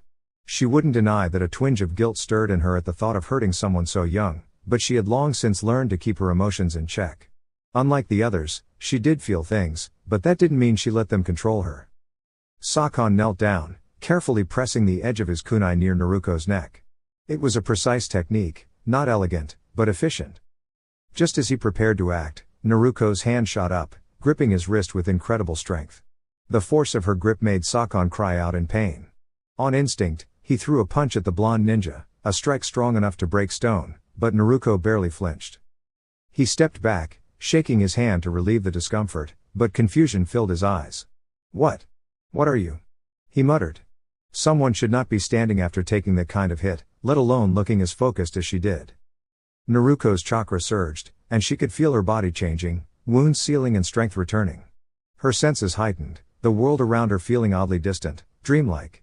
Despite everything, she stood tall, unbothered by what should have been overwhelming pain. The blow Sakon delivered had been powerful, but as her jaw aligned and her body readjusted, it felt more like a nudge than a threat. Her crimson eyes scanned the room, landing briefly on her two opponents. The energy of the nine-tailed fox pulsed inside her, but it remained distant, tamed for now. Though she was nearing her limit, she was in control. Completely. Her appearance shifted subtly. The whisker-like marks on her cheeks became more pronounced, and her jacket fluttered open from the force of her chakra, revealing black, tattoo-like markings along her body. She didn't just feel stronger, she looked it. Naruko glanced toward the daimyo's desk. Empty. She allowed herself a small sigh of relief. He must have used the seal I gave him, she thought. She didn't want anyone witnessing her like this, though she was certain that anyone nearby could feel the intensity of her chakra. Both of her opponents had returned to their empowered forms, but to Naruko, their increased strength felt like nothing in the face of the energy surging through her. She was focused, sharp, and more determined than ever. The foreign chakra within her remained alive, almost with a will of its own, but she had mastered it.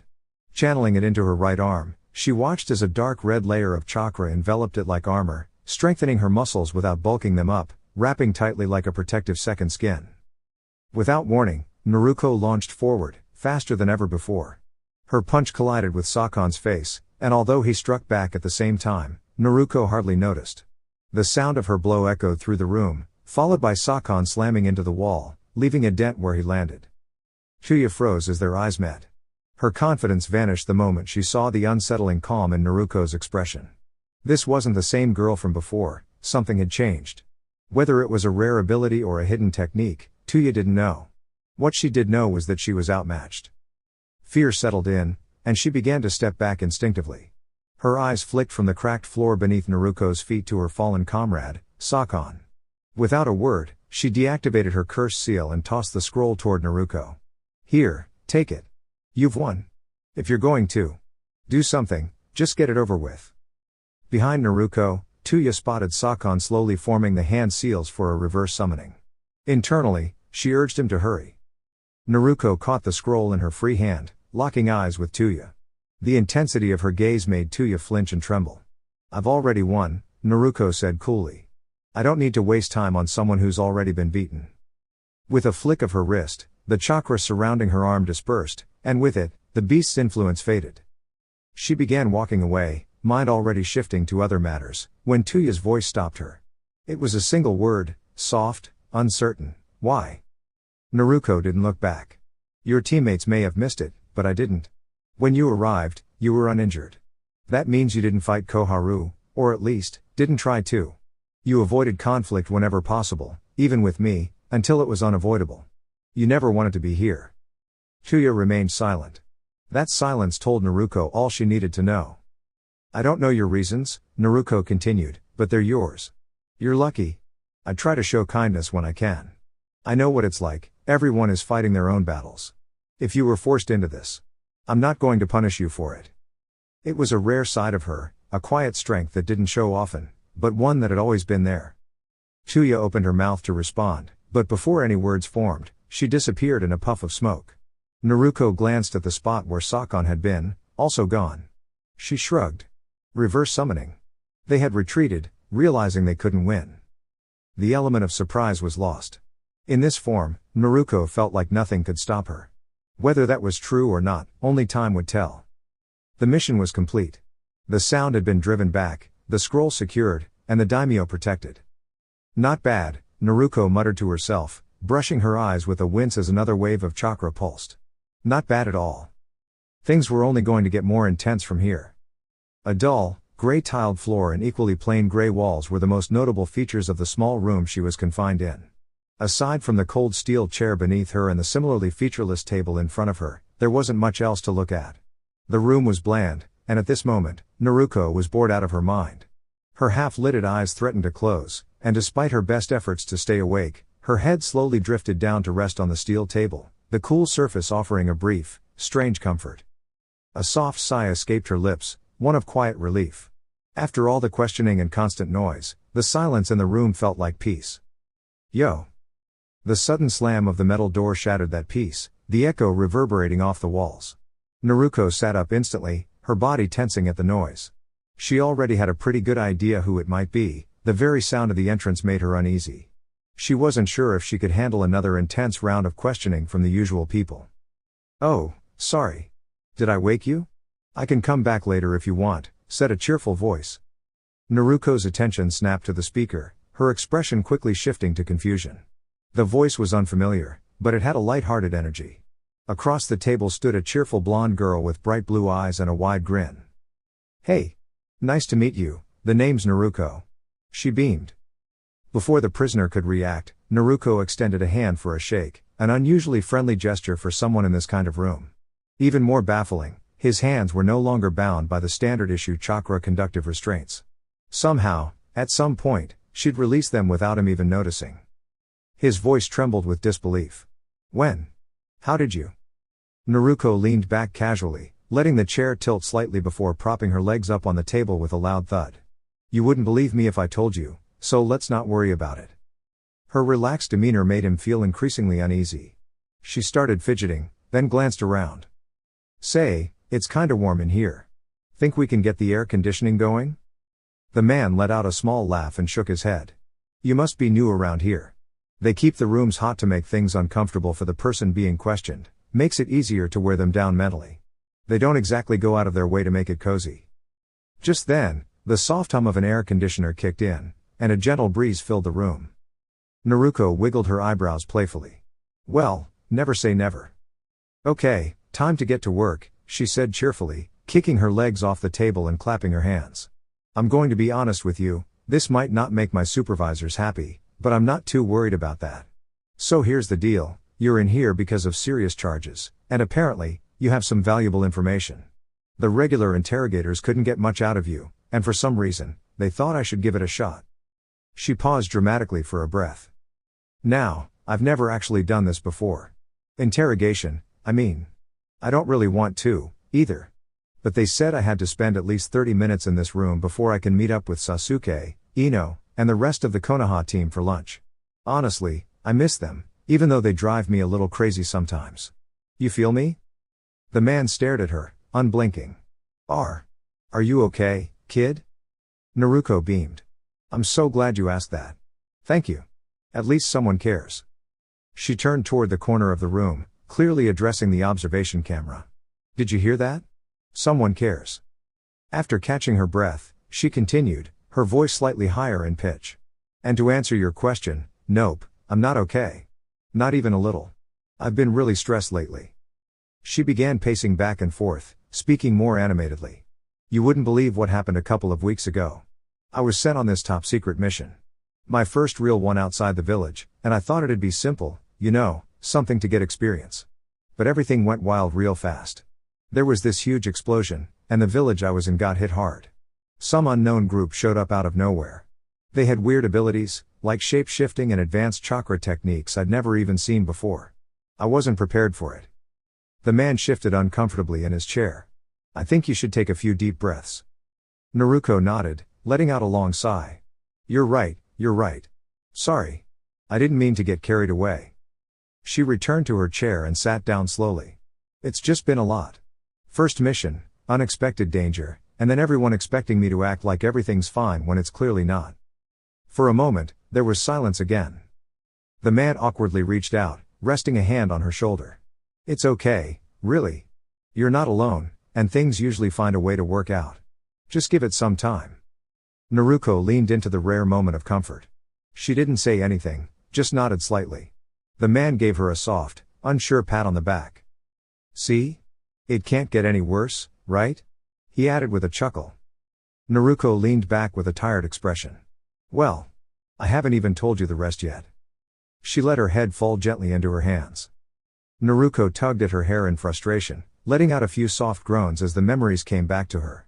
I also met this really awesome girl before all of this happened. Her name was Akiko. She was super kind, and honestly really pretty too. We would hang out during our free time, and for the first time in my life, I felt like I had a genuine friend. Well, aside from Sasuke, but he's just really difficult sometimes. I'm not supposed to complain like that. She gave a sheepish laugh, then sighed. Anyway, I promised Akiko I'd talk to her before I left and say goodbye, maybe keep in touch. But I didn't get the chance. Our team and the daimyo had to head straight back to Konoha after the mission ended. It was too risky to stay any longer. I didn't even get her contact info, and now I've got responsibilities here, so I can't just leave and find her. A quiet pause followed, this one longer than the rest. You finished? Got it all out? The man finally asked. One more, Naruko said, pointing dramatically to her throat. Breathing. I need air. She took a few exaggerated breaths before pretending to wipe sweat from her brow. Phew. Okay, I think I'm good. Honestly, I haven't talked this much in ages. Maybe since the first anniversary of the Uchiha clan tragedy. Sasuke got so upset that day, he ended up in tears. Naruko shook her head with a faint smile at the memory. Even though it brought her a little joy, she still had more on her mind. Anyway, about Akiko. Me and her had this really heartfelt moment one night. We were stargazing and talking about life. It was sweet. I know that might sound silly coming from someone my age, but we really connected. And then everything just fell apart. All because of the people who were supposed to be guiding us, she said, pointing toward the camera. They knew. They knew everything. It turns out that whole situation was staged to ensure success. And I'm just a 12-year-old kid trying to figure things out. She slumped a little in her seat. And now I'm probably going to get scolded for talking about all of this and venting to you like you're my therapist. This is so frustrating. The man across from her simply nodded with a calm expression. The world can be confusing, kid. Trust me, I've seen my fair share.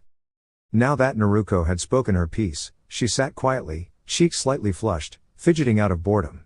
She picked up the handcuffs she had placed on the table earlier and began spinning them idly on her finger.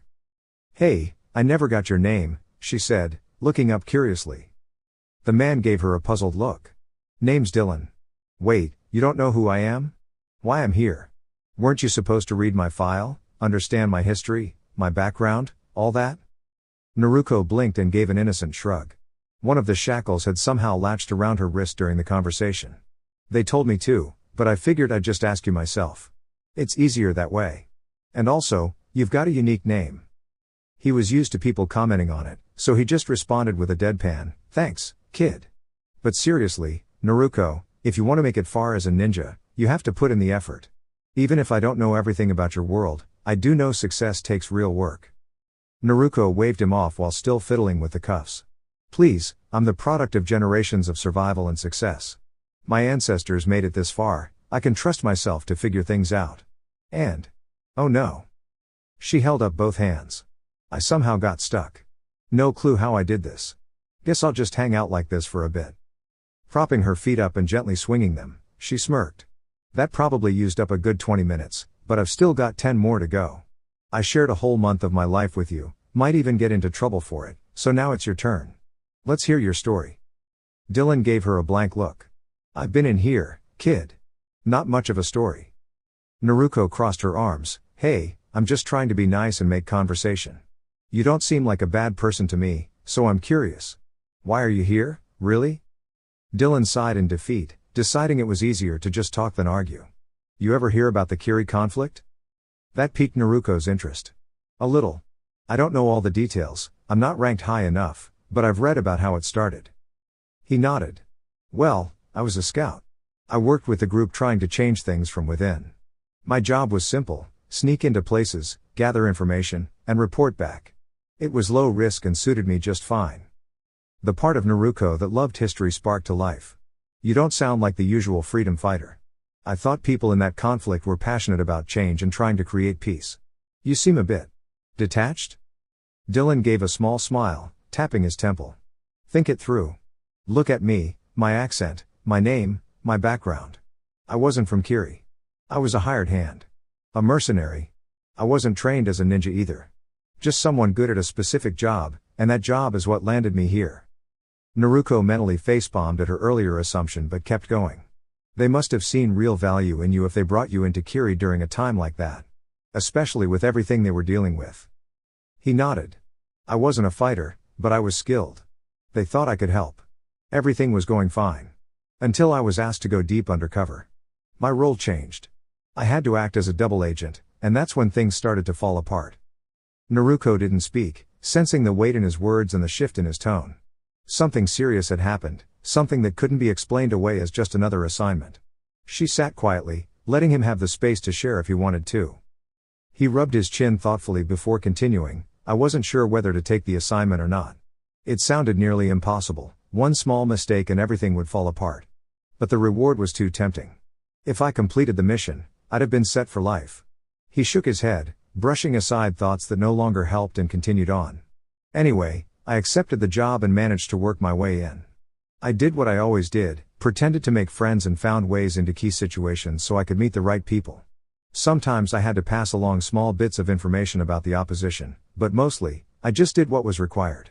Within a few years, I was trusted by Kiri's top officials, which was exactly what I needed, until I stumbled onto something I shouldn't have."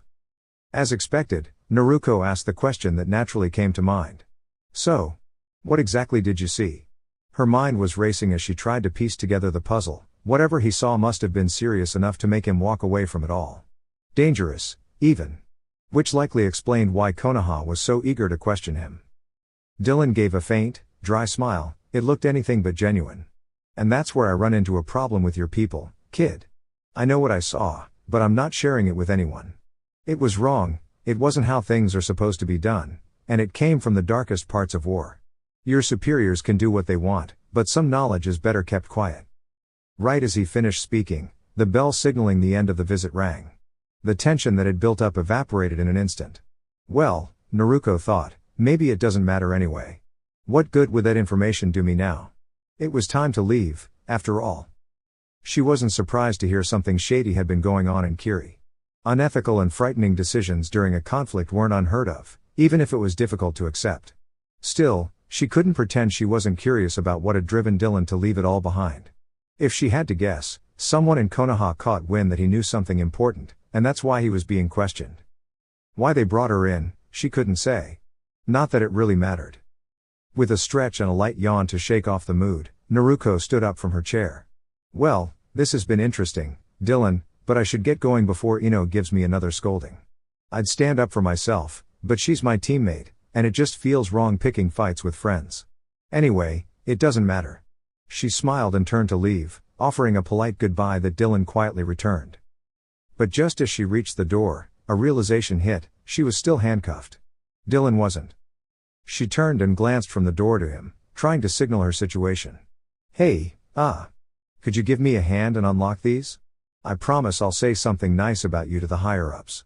It was one of those moments where she'd have scratched the back of her head, if she could. With a slightly amused expression and a shrug, Dylan obliged. A moment of unexpected trust passed between them, an odd pair, a convict and a young ninja. "Thanks. I'll definitely tell them you were helpful. They'll probably let you go soon once they realize you don't have anything important to say. Just be careful, okay? Don't say anything that could get misunderstood. The council can be tough when they think something's a threat. And I'll probably get in trouble for this too, but hey, I'm used to that." Dylan raised a brow, clearly wondering if Naruko ever ran out of things to say. As he held the door open for her, Naruko paused. "Oh. One more thing. Just out of curiosity, who was your commander in Kiri? I'm not going to do anything with it, just might want to look it up later when I'm bored." Dylan hesitated, grimaced slightly, but answered, "Yamori Alantan. And a bit of advice, don't go looking into him, kid." With that, the door closed, more firmly than necessary, but Naruko didn't dwell on it. She simply hummed a cheerful tune as she walked away, unconcerned for now with the heavy information she'd just received. Bigger questions would come later. Right now, the biggest question in her mind was simple: should she get her usual miso ramen? Or maybe try something new like a steak stir-fry? Tough decisions ahead. Naruko sat quietly in her room, legs crossed in a meditative pose, allowing her thoughts to settle after what had been one of her most uneventful days since returning from the capital. While spending time with the other Genin was enjoyable to a point, she quickly found herself yearning for something more engaging. Sasuke seemed to feel the same way. They were both naturally inclined toward action and purpose. Today's quiet moment of reflection was not born out of distress, but rather a rare opportunity to pause and process. Life had been moving at an overwhelming pace since her return to Konoha, and now, with a rare window of peace, everything was beginning to sink in.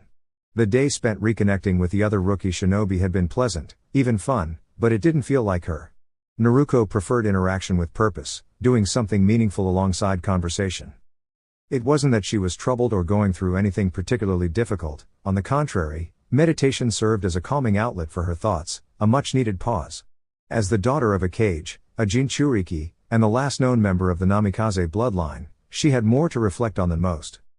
Her brow furrowed slightly. Guess there's more to the girl everyone once ignored than they realized. The people of Konoha knew about her burden, what she carried, but they didn't know the whole story. If they did, how would they react? These thoughts brought with them a strange mix of emotions, uncertainty, hesitation, and a kind of unease she couldn't quite explain. Did she truly want to be tied to a legacy she had little connection with? Yes, her parents were admired, even revered, but their lives didn't change the way she had grown up. No fame or recognition could rewrite the fact that the heir of such a noble lineage lived alone in a modest apartment on the outskirts of a village that once misunderstood her. Still, Naruko knew who she was, and that would not change. She was Naruko Uzumaki, and her life belonged to her. Her path wasn't dictated by heritage or names, it was shaped by her own choices. Her recent mission in the capital had been a stark reminder that the world of shinobi was harsh and real. She had learned she wasn't invincible, and certainly not unbeatable. Had it not been for her unique connection to the Nine Tails, she might not have made it back. The battle had tested her limits, and even now, she couldn't shake the memory of that moment when she awoke to find herself on the brink of danger. The sense of vulnerability lingered, even though she was safe. That moment was a turning point. She had tapped into the power of the Kyuubi during the defense of the palace, and though the details remained classified, the ripple effect had begun. Among her superiors, whispers had started to spread. Naruko Uzumaki was no longer just a spirited Genin. She had become someone to watch closely, and tomorrow, one of the long-held secrets about her would finally be shared. Flashback, mission briefing, Hokage's office. The journey back to Konoha had been swift and focused. Keshi and the rest of the team had moved quickly after completing their duties in the capital. With the Anbu taking over protection responsibilities, their presence was no longer needed, and urgency guided their return. Though organized, the pace was intense, and formal procedures were temporarily set aside in favor of speed. With Koharu remaining behind for health reasons, the remaining members traveled efficiently, though the atmosphere was quiet. Izumo and Kotetsu kept mostly to themselves, lost in thought. Keshi, ever the tactician, kept his focus on the path ahead. Naruko did her best to keep pace, though exhaustion still weighed heavily on her. Using the Kyuubi's chakra had left her drained, more than she had anticipated. Her stamina hadn't yet returned to normal, and she felt tired more often than not. What concerned her most, however, wasn't just the fatigue. From what she had gathered, there was a moment during the battle when Keshi and the others thought they had lost her. Her chakra had momentarily disappeared, only to be replaced by something they found intimidating, unfamiliar. Though Naruko had felt in control, the others weren't so sure. Even the remote possibility that a Jinchuriki might lose control had made everyone uneasy. It explained the urgency, the silence, and the cautious glances she had noticed but no one acknowledged. Once they confirmed she was all right, her teammates resumed treating her as usual, but Naruko knew there would be questions waiting for her in Konoha. So when she stood in the Hokage's office, she understood why others looked her way with quiet curiosity. As Keshi reported the mission details, the Hokage listened calmly, puffing thoughtfully on his pipe. Most of the report was procedural, how the team was organized, how they overcame unexpected challenges. When the topic turned to the battle, Keshi offered a measured response. To be honest, sir, once the engagement began, we had limited visibility. Naruko wasn't on active duty at the start but joined the conflict later. I believe she can explain her part better than I can. The Hokage gave a brief nod, and one by one, each shinobi provided their account, how Keshi coordinated the defense, how Izumo and Kotetsu handled specific threats. Their descriptions were calm, formal, and clear. When all eyes turned to Naruko, everyone was quietly waiting for her version of events. She stepped forward, ready to speak. Flashback end. It didn't take her long to clarify everything. Any questions asked were answered truthfully, and anything the Hokage or the others wanted to know, she addressed as best as she could. Her report was thorough and complete, though she left out the details about her parents. For now, that knowledge remained hers alone. It was clear to everyone that Lord Third, Sarutobi, wasn't particularly pleased with how the mission had turned out. As he put it, too many people were put in harm's way. At the time, Naruko felt like she was being singled out, but in hindsight, it became apparent that this was a mission Sarutobi hadn't wanted her involved in, yet had no choice but to include her. Still, Naruko didn't dwell too much on it. It was beyond her responsibilities, and likely even beyond Keshi's. She suspected it was tied to politics, maybe a subtle show of strength to the other villages. But speculation only went so far, and she chose not to waste time on guesses. The news that the Jinchuriki of Konoha now knew about her burden, as some called it, spread quickly. Thankfully, Sarutobi acted swiftly to ensure it didn't reach the younger generation of the village, something Naruko deeply appreciated. She was still processing it herself and didn't need added stress. Naruko understood the gravity of the situation and did what was expected. During her short time at the office, she put aside her usual personality and behaved as the ideal Jinan, cooperative, professional, and calm. She let go of any frustration or resentment and made it clear that she had remained in control, acted only in defense, and was mentally sound. With every question she answered, she eased their concerns, gradually helping the room feel more at ease. Now, over a week since returning to Konoha, Naruko had drawn an interesting conclusion. Perhaps life had a way of balancing itself. She chuckled quietly to herself, thinking, how do I always end up in these awkward moments? I tried being myself, and somehow a girl actually liked me, and then things just slipped away. It left her wondering if she'd ever experience that again, even when she tried to act with kindness. Stretching with a slight groan, she stood up. The past week has been rough, she muttered. Sitting around thinking too long was doing her no good. With her recent mission payment in hand, she had a good idea of how she wanted to treat herself. Wandering through the village streets, she noticed that the usual stares of discomfort and mistrust remained.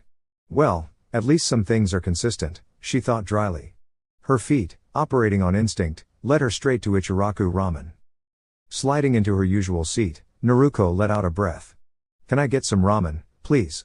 I need something comforting. If not for this little shop, she figured she'd have picked up some less healthy habits by now.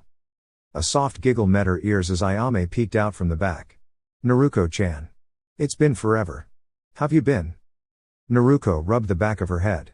I can't really complain. Definitely not the full truth. Then, flashing a playful grin, she pulled out a full wallet. I'll take one of everything to start with, Ayame-chan. I've got some spare cash today, so be ready for a second round. Ayame raised a brow in surprise, then chuckled as she remembered just who she was dealing with. In the past, the only reason Naruko ever stopped eating here was a lack of funds. Today, that wasn't an issue. Not long after, Tucci emerged from the back, chuckling. I didn't even have to ask who it was, only one person would make an order like that. How's life as a ninja treating you? Hope it hasn't been too rough. Naruko gave him a wide smile. Nothing I can't handle. You probably heard about the recent incident at the capital. I was stationed there with a team. Tucci's smile faded slightly with concern. Really? I heard it was pretty intense. You doing okay? Yup. I'm holding up fine, she said cheerfully. Been busy lately, not getting much sleep, but it's manageable. In truth, the energy toll from using the Kyuubi's chakra had left her more tired than she let on, but she wasn't one to complain about what came with her responsibilities. Well, I'll get back to work. Don't be a stranger, Naruko. Her eyes lit up as her first bowl of ramen was placed in front of her. Thanks. With Ayame busy helping others and Tucci back to cooking, Naruko enjoyed the peaceful moment. It had been far too long since she could enjoy ramen like this. 14 bowls in, her peace was interrupted. Hello, Naruko-chan. You seem to be enjoying yourself. She turned with a mouth full of noodles, slightly surprised by the visitor. Of all people. She made sure to finish her bowl properly before speaking. 15. Alright, Kakashi-sensei, you only come find me when you need something, what is it? Kakashi gave her his typical eye smile as he took a seat. Still sharp as ever. The Hokage was quite impressed with your conduct earlier. Said he couldn't believe how polite and formal you were in such a short time. Naruko scowled slightly. You know exactly why I acted like that. There were 4 people in that room, besides the Anbu. If even one of them thought I wasn't in control, things could have gotten complicated. Kakashi nodded. You did the right thing. And you've got allies, Izumo and Kotetsu both praised you, and while Keshi stays quiet, it's clear he respects you. He nudged her shoulder playfully. Isn't that nice? More people seeing the real you. Naruko shook her head. I've told you before, I don't care what people think. Whether they like me or not makes no difference. Very few people could keep a straight face like that in front of Kakashi. Whether it was the truth or just something she told herself, he couldn't say. I noticed you used honorifics for Tucci and Ayame. Naruko glanced sideways. Yeah? So? You never use them. Not even with me. I don't like using honorifics much, she replied casually, diving into another bowl. But I use them for people I like. Kakashi sighed. That's what I thought. He watched her devour her 16th bowl in awe. This isn't going like I imagined, he admitted. When I checked in with Ino and Sasuke, they were much more welcoming. Talked, offered tea. Well, you're you. Naruko grinned. Guess I'm just special. I was talking to Ino earlier. She wasn't too happy you left the group early last time. Naruko waved a hand. It started out fun, sure. But Shikamaru and Choji left for food, the girls went shopping, and Sasuke and Kiba went for sweets. We even visited Shino's bug club. After that, we just sat around watching the sky. I figured it was a good time to sneak off. I'm not saying it was wrong, Kakashi said, amused. Just giving you a heads up. Ino might be looking for a chat. Naruko shivered. Totally worth it. She dropped her payment on the counter and stood up, feeling full and satisfied. Well, if that's all, I should get going. Been lazy today and need to train. Kakashi walked with her. Actually, the Hokage wants to see you regarding tomorrow's council meeting. He wants you prepared. Naruko's cheerful mood dimmed slightly. Great. I just managed to forget about that. Just passing along the message. Oh, and Naruko, try to keep things smooth tomorrow. The Hokage's not too thrilled with your earlier interrogation performance. Naruko ran a tired hand through her hair, but a small smirk crept onto her face. Deep down, she had been looking forward to a moment like this. She'd say what was necessary when required, but she also planned to make sure the council heard what she really thought. It was going to be an interesting day. Naruko arrived at the large double doors in front of the council chambers precisely on time, where a tiger-masked Anbu operative stood at attention. Uzumaki-san, the masked shinobi said, her voice calm and professional, the council is waiting inside. Hokage-sama has instructed that you may take as much time as you need to prepare for their questions. Naruko raised an eyebrow at the obviously female Anbu. Even through the mask, her tone gave it away. As much time as I need, huh? Well then, maybe I'll just head back home for a bit? The Anbu remained composed. I'm afraid that won't be possible, Uzumaki-san. However, if you'd prefer, I can let the council know you're not ready, and we can reschedule for a more convenient time. Naruko smirked playfully. One day I'll get one of you to laugh. She gave a light tap on the Anbu's shoulder and added with a grin, no need for prep. I work best under pressure anyway. Besides, once I get this over with, I can finally go home and play the glitchy game again. The Anbu stepped aside silently, but Naruko missed the quiet chuckle the shinobi tried to hide. This kid might get me in trouble someday, she thought. Naruko stepped into the expansive, hexagonal council chamber. As she entered, the murmured conversations faded and nearly every eye turned toward her. The civilian members of the council didn't bother hiding their disapproval, their stern gazes aimed at intimidating her. Naruko simply met their looks with a calm expression, taking in the layout of the room. The circular design put her in the center, surrounded on one half by civilian council members and on the other by shinobi representatives. The seats were raised at least 10 feet above the floor, making it clear this setup was meant to emphasize authority. Directly in front of her, at the highest point, sat the Hokage and his advisors, Danzo, Homura, and the ever-serious Koharu. Let's hope she remembers who saved her life, Naruko thought, meeting Koharu's indifferent gaze. The other advisors, too, wore neutral expressions. It was a strategic setting, intended to apply pressure. Naruko could respect that. Still, she let out a yawn, which earned a few additional frowns. Her eyes shifted to the clan heads. She was used to reading people, and their expressions told her plenty. The Akimichi and Nara clan heads both offered subtle nods of respect, likely influenced by their children's positive view of her. What caught her attention, though, was the Yamanaka clan head, Ino's father. His expression wasn't hostile, but it wasn't exactly warm either. When their eyes met, he looked away. Definitely something to ask Ino about later, Naruko noted. The Inuzuka matriarch smiled openly at her, and Naruko returned the friendly look. As for the Hyuga and Aburame clan heads, their faces were unreadable, as always. The Hyuga's unique eyes gave them perfect control of their expressions, and the Aburame were equally mysterious behind their ever-present dark glasses. The quiet in the room became absolute when the third Hokage stood, setting aside his pipe and clearing his throat. Shinan Naruko Uzumaki, he began, you have been summoned before the village council of Kanahagakure to provide a report on your recent mission and your use of the Nine Tails chakra. His tone clearly conveyed disapproval, not toward Naruko, but toward the necessity of this meeting. Any members with questions may now speak. So that's what this is about, Naruko thought. The Hokage had already debriefed her, but apparently, the council wanted their own answers.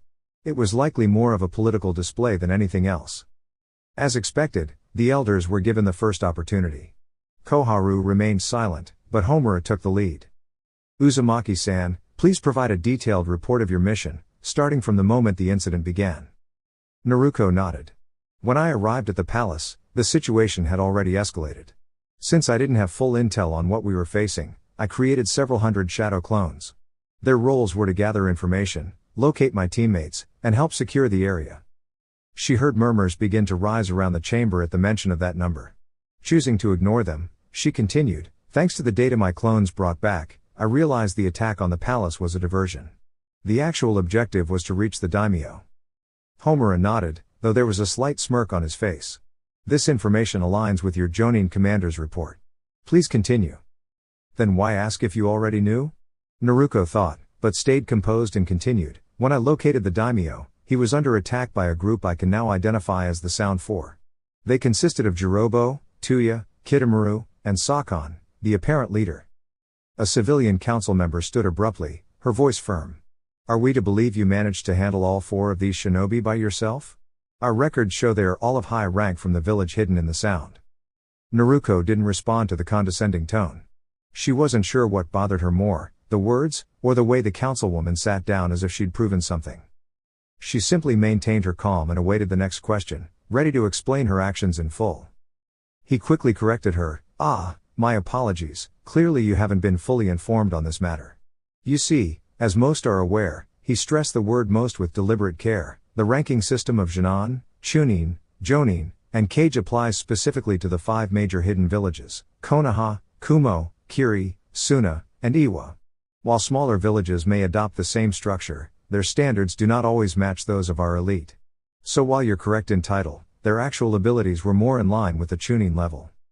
The response from the civilian side of the council was nearly comical. They looked stunned and uncertain, clearly unprepared for how swiftly and effectively their point had been countered.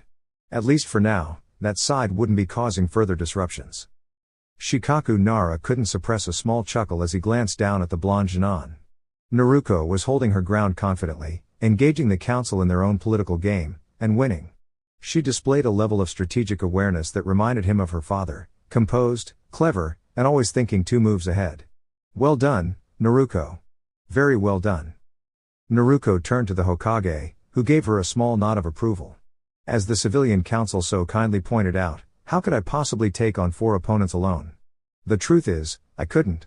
They weren't Jonin level, and they had already been weakened thanks to my advisor Koharu. Still, it wasn't a fight I could win through strength alone. I relied on strategy. While waiting for my teammates, I split them up. Kotetsu and Izumo handled Jirobo and Kitamaru, while I engaged the other 2. Meanwhile, I used my clones to ensure the daimyo's safety. That's how things played out.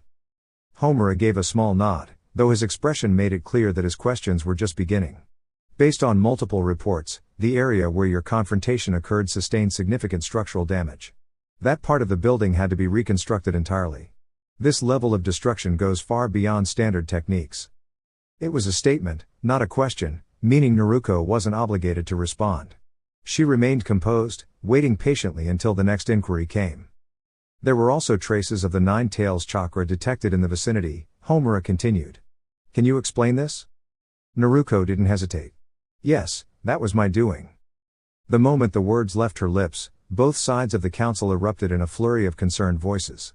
It was one thing to know Naruko was a Jinchuriki, but the realization that she was already tapping into the tailed beast's chakra caused immediate unease. As always, Naruko didn't flinch. She simply waited for the room to settle before speaking again, calm and clear. It wasn't something I wanted to rely on. I wasn't fully confident in doing so. But it was necessary.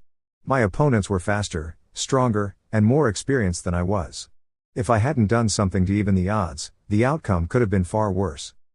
Hyashi Hyuga, ever stern and proper in his role, stepped forward with a challenging gaze. You said you weren't confident. What exactly did you mean? It's clear you haven't known about your status as a Jinchuriki for long. What if you lost control? The persistent doubt and critical tone were beginning to wear on her patience. Naruko raised a brow and gave him a look of disbelief, not disrespectful, but unmistakably unimpressed. She turned to the Hokage. Hokage-sama, may I speak freely? The Hokage smiled slightly and nodded. He always appreciated moments when the council was reminded that respect was a two-way street. Naruko didn't waste a moment. Trying to act like you understand what it's like to carry something like this is completely unrealistic. I'm not experienced, I'll admit that. But I still know more than most of you about what I'm dealing with. I was in a tough situation, outnumbered and outmatched. What did you expect me to do, just give up? Hyashi said nothing in response, simply turning his gaze away. Naruko's expression hardened as she looked at the rest of the council. I had a feeling why I was called here today. But if you're going to criticize me for using something I never asked to carry, something I was never trained to control, then we really do have a bigger issue. Her voice remained even, but her words carried unmistakable weight. I've spent years trying to make sense of my life. The one thing that always confused me, the one reason I thought maybe I was wrong, was that no one ever told me the truth. Everyone else with a tailed beast gets guidance. Gets support. I was left to figure it out alone. Her words hung in the air, heavy with unspoken truths. The room fell silent. One Jinan, standing alone, had shaken the very foundation of the council's judgment. Then, slowly, one of the senior advisors rose to speak. He leaned on a cane, his body aged but his chakra strong and unmistakably present. The entire chamber quieted, much like they did when the Hokage spoke. I've said it for years, he began, his voice steady. But no one listened. Now that Naruko says the same, suddenly you're all paying attention. It shouldn't have taken a national crisis for you to realize this. A Jinchuriki must be informed, must be trained. This meeting should never have been necessary. Inoiki Yamanaka was quick to respond, clearly seeing where this was going. The concern is that if we focus too much on the tailed beast, we risk turning her into a weapon. Konoha is better than that. You misunderstand me, Yamanaka, Danzo replied calmly. His single eye fixed on the clan head. What I'm saying is that mistakes were made, and now we must correct them. Naruko needs proper instruction. And we all know there's only one person who can give it, Jiraiya. Naruko looked up toward the Hokage, stepping forward slightly. Hokage-sama, may I be excused? I've said what I needed to say. From this point on, my involvement isn't necessary. She wasn't sure how she felt about Jiraiya teaching her to work with the nine tails. Part of her was hesitant. But she was a ninja first, and this was part of her duty. If it would help her protect others, she wasn't going to turn away from it. The Hokage considered her request briefly, then nodded. Thank you, Janan Naruko Uzumaki. Your words have been heard. You are dismissed. In other words, thank you for your honesty, we'll do better moving forward. Naruko offered the Hokage a small, genuine smile before disappearing with a flash of movement, just as she had arrived. Naruko let out a quiet sigh of relief as she leapt gracefully across the rooftops, heading toward her apartment. The moment she left the council chamber, she'd heard the arguments starting up again, and they were likely still going strong. At least the Hokage has my back and can help steer clear of the usual political nonsense, she murmured to herself. Some members of the council, like the Nara, Akimichi, and even the Inuzuka matriarch, had shown some degree of support. But she wasn't optimistic that it would be enough. Shaking off the spiraling thoughts as she landed in front of her apartment, she exhaled with a half smile. I've been overthinking lately. It's about time I get back to serious training. Of course, that would have to wait. Right now, she needed sleep. Her body was beyond exhausted. Just then, a booming voice rang out across the quiet evening sky. Yosh, Naruko-kun, my eternal rival. Come out and let us embrace the spirit of youth. First, we shall race across the village, then complete 3,000 jumping jacks, followed by a sparring session. Naruko blinked and stared at her apartment from a nearby rooftop. Well, there goes my sleep, she muttered. And I do need to train. Since her last visit to Tenten's shop, she'd had a few unexpected encounters with Lee. Let's just say his training routines were intense, and his punches packed enough force to knock a wall down. Naruko-kun, open up. Guy-sensei said that if you can keep up with us during a 67-mile sprint, he might consider gifting you one of our special training suits. Naruko let out a quiet groan. Yeah. That's not happening. Even if she could manage the physical side of it, the mental toll of keeping up with Lee and his energy was another story. As for the suit? She grimaced at the thought. Deciding quickly, Naruko dashed off before Lee could track her down. I've been a little lazy this week anyway, and I still want to check out that spot. She had read about it a while ago and was curious to see it for herself. It was rumored to be home to giant snakes and other dangerous creatures, just the sort of challenge she liked. The Forest of Death. Sounds promising, she said, standing before the massive steel gates that enclosed the training area. From the roar echoing within, she figured it wasn't exactly peaceful inside. Still, she assumed the gates were more about keeping creatures in than keeping people out. Without hesitation, she leapt over the barrier and landed lightly on one of the towering trees. It was time to explore. Forming the familiar cross seal, she called out her signature technique. In a puff of smoke, nearly 100 shadow clones appeared around her. Fan out, stay high in the trees, and observe everything. And if any of you decide to sneak off and flirt with Ino again, I swear I'll personally cancel every single one of you. Got it? The clones gave a loud, unified gulp. They remembered the last time someone had done that. It didn't end well. Satisfied, Naruko clapped her hands. All right, go. The clones quickly scattered, blending into the canopy. Naruko, however, had a strong feeling the center of the forest was where the real action would be. She didn't know all the details about the area, but even some of the Jonin avoided it, saying the wildlife here was unlike anywhere else in the country. To her, it sounded like the perfect place for a high-level training session. Elsewhere in the forest, Anko Mitarashi was bounding from tree to tree, making her usual rounds through her favorite training ground.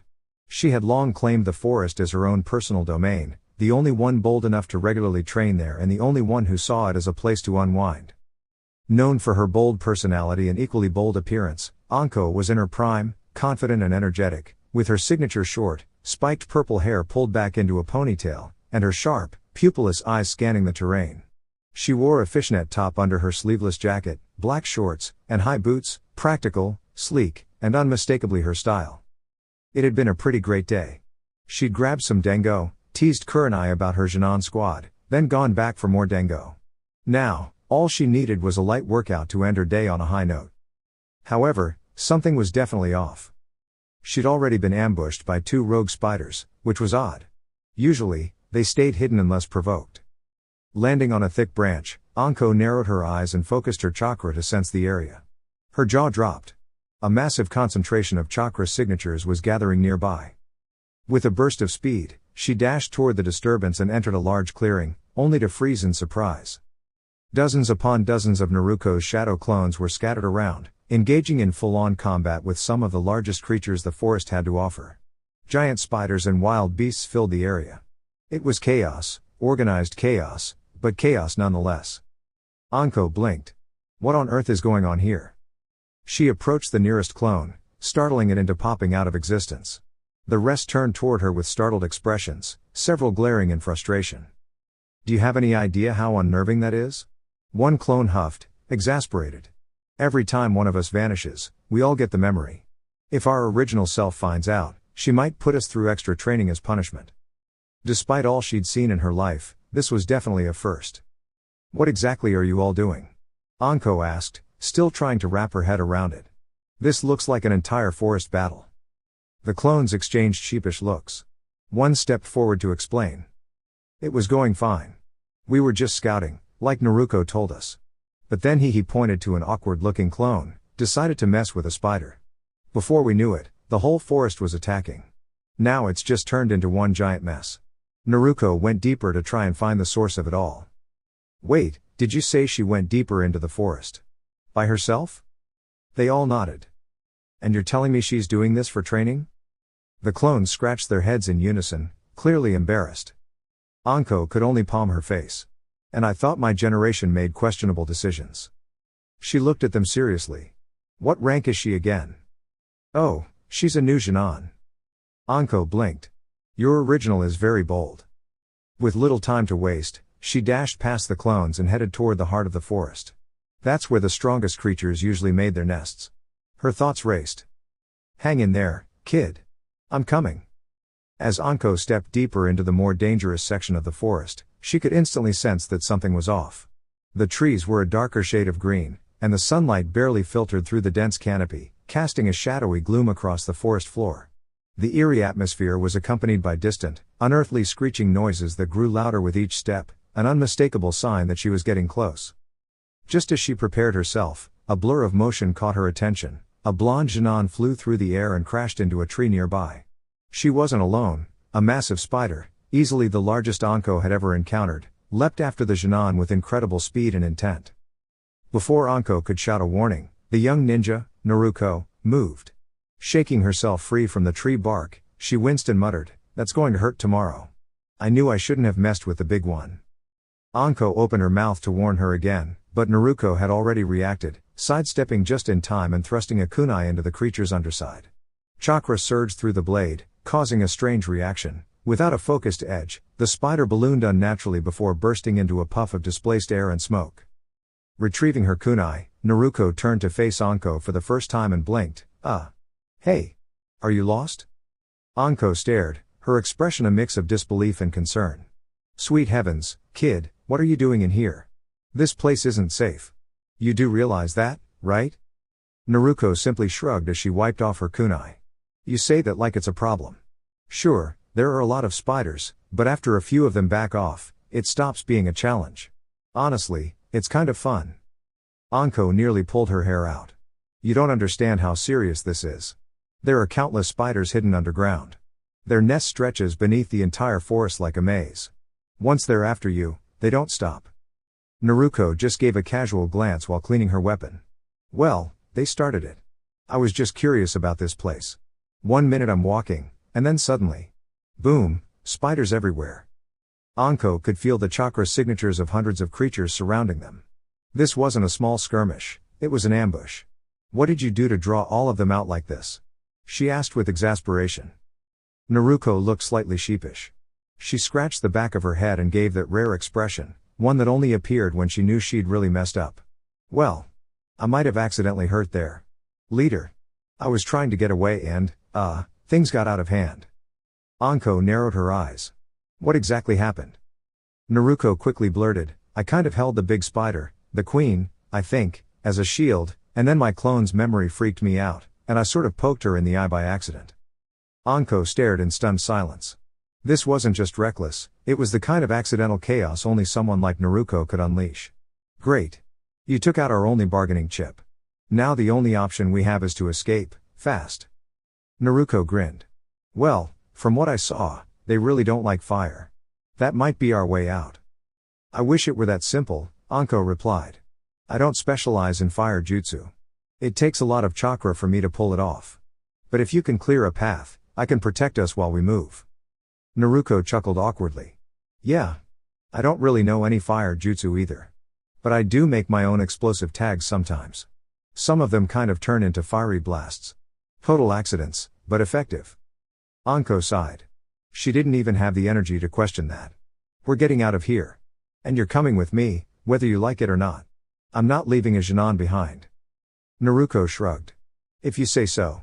Just keep up. 2 clones appeared beside her mid-run, tossing glowing tags ahead.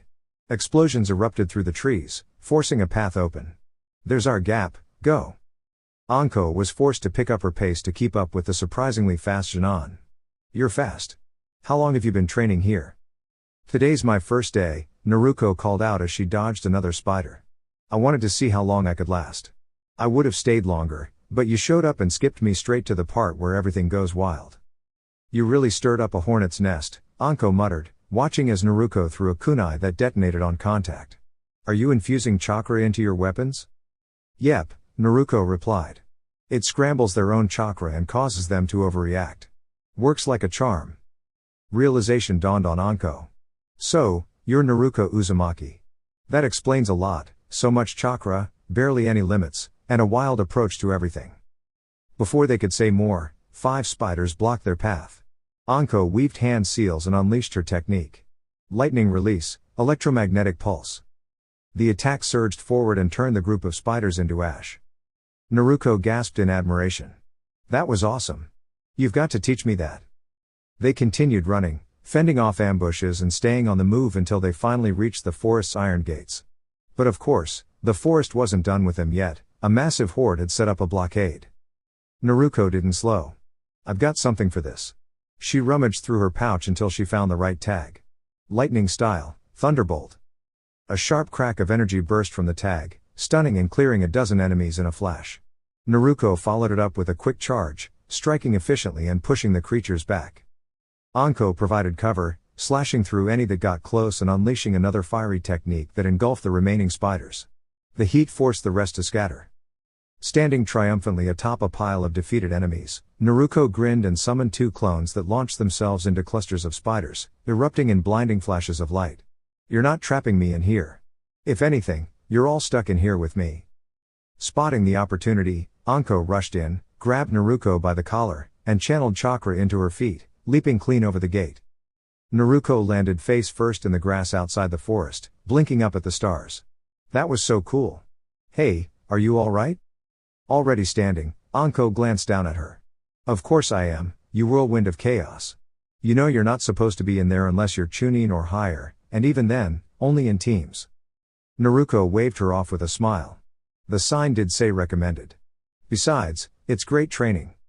Anko tried to emphasize her point. I don't think you're fully understanding me. Those creatures could have, no, scratch that, they definitely would have hurt you if I hadn't shown up. This girl really wasn't going to let it slide, was she? Naruko, brushing herself off, decided to explain, give me a break.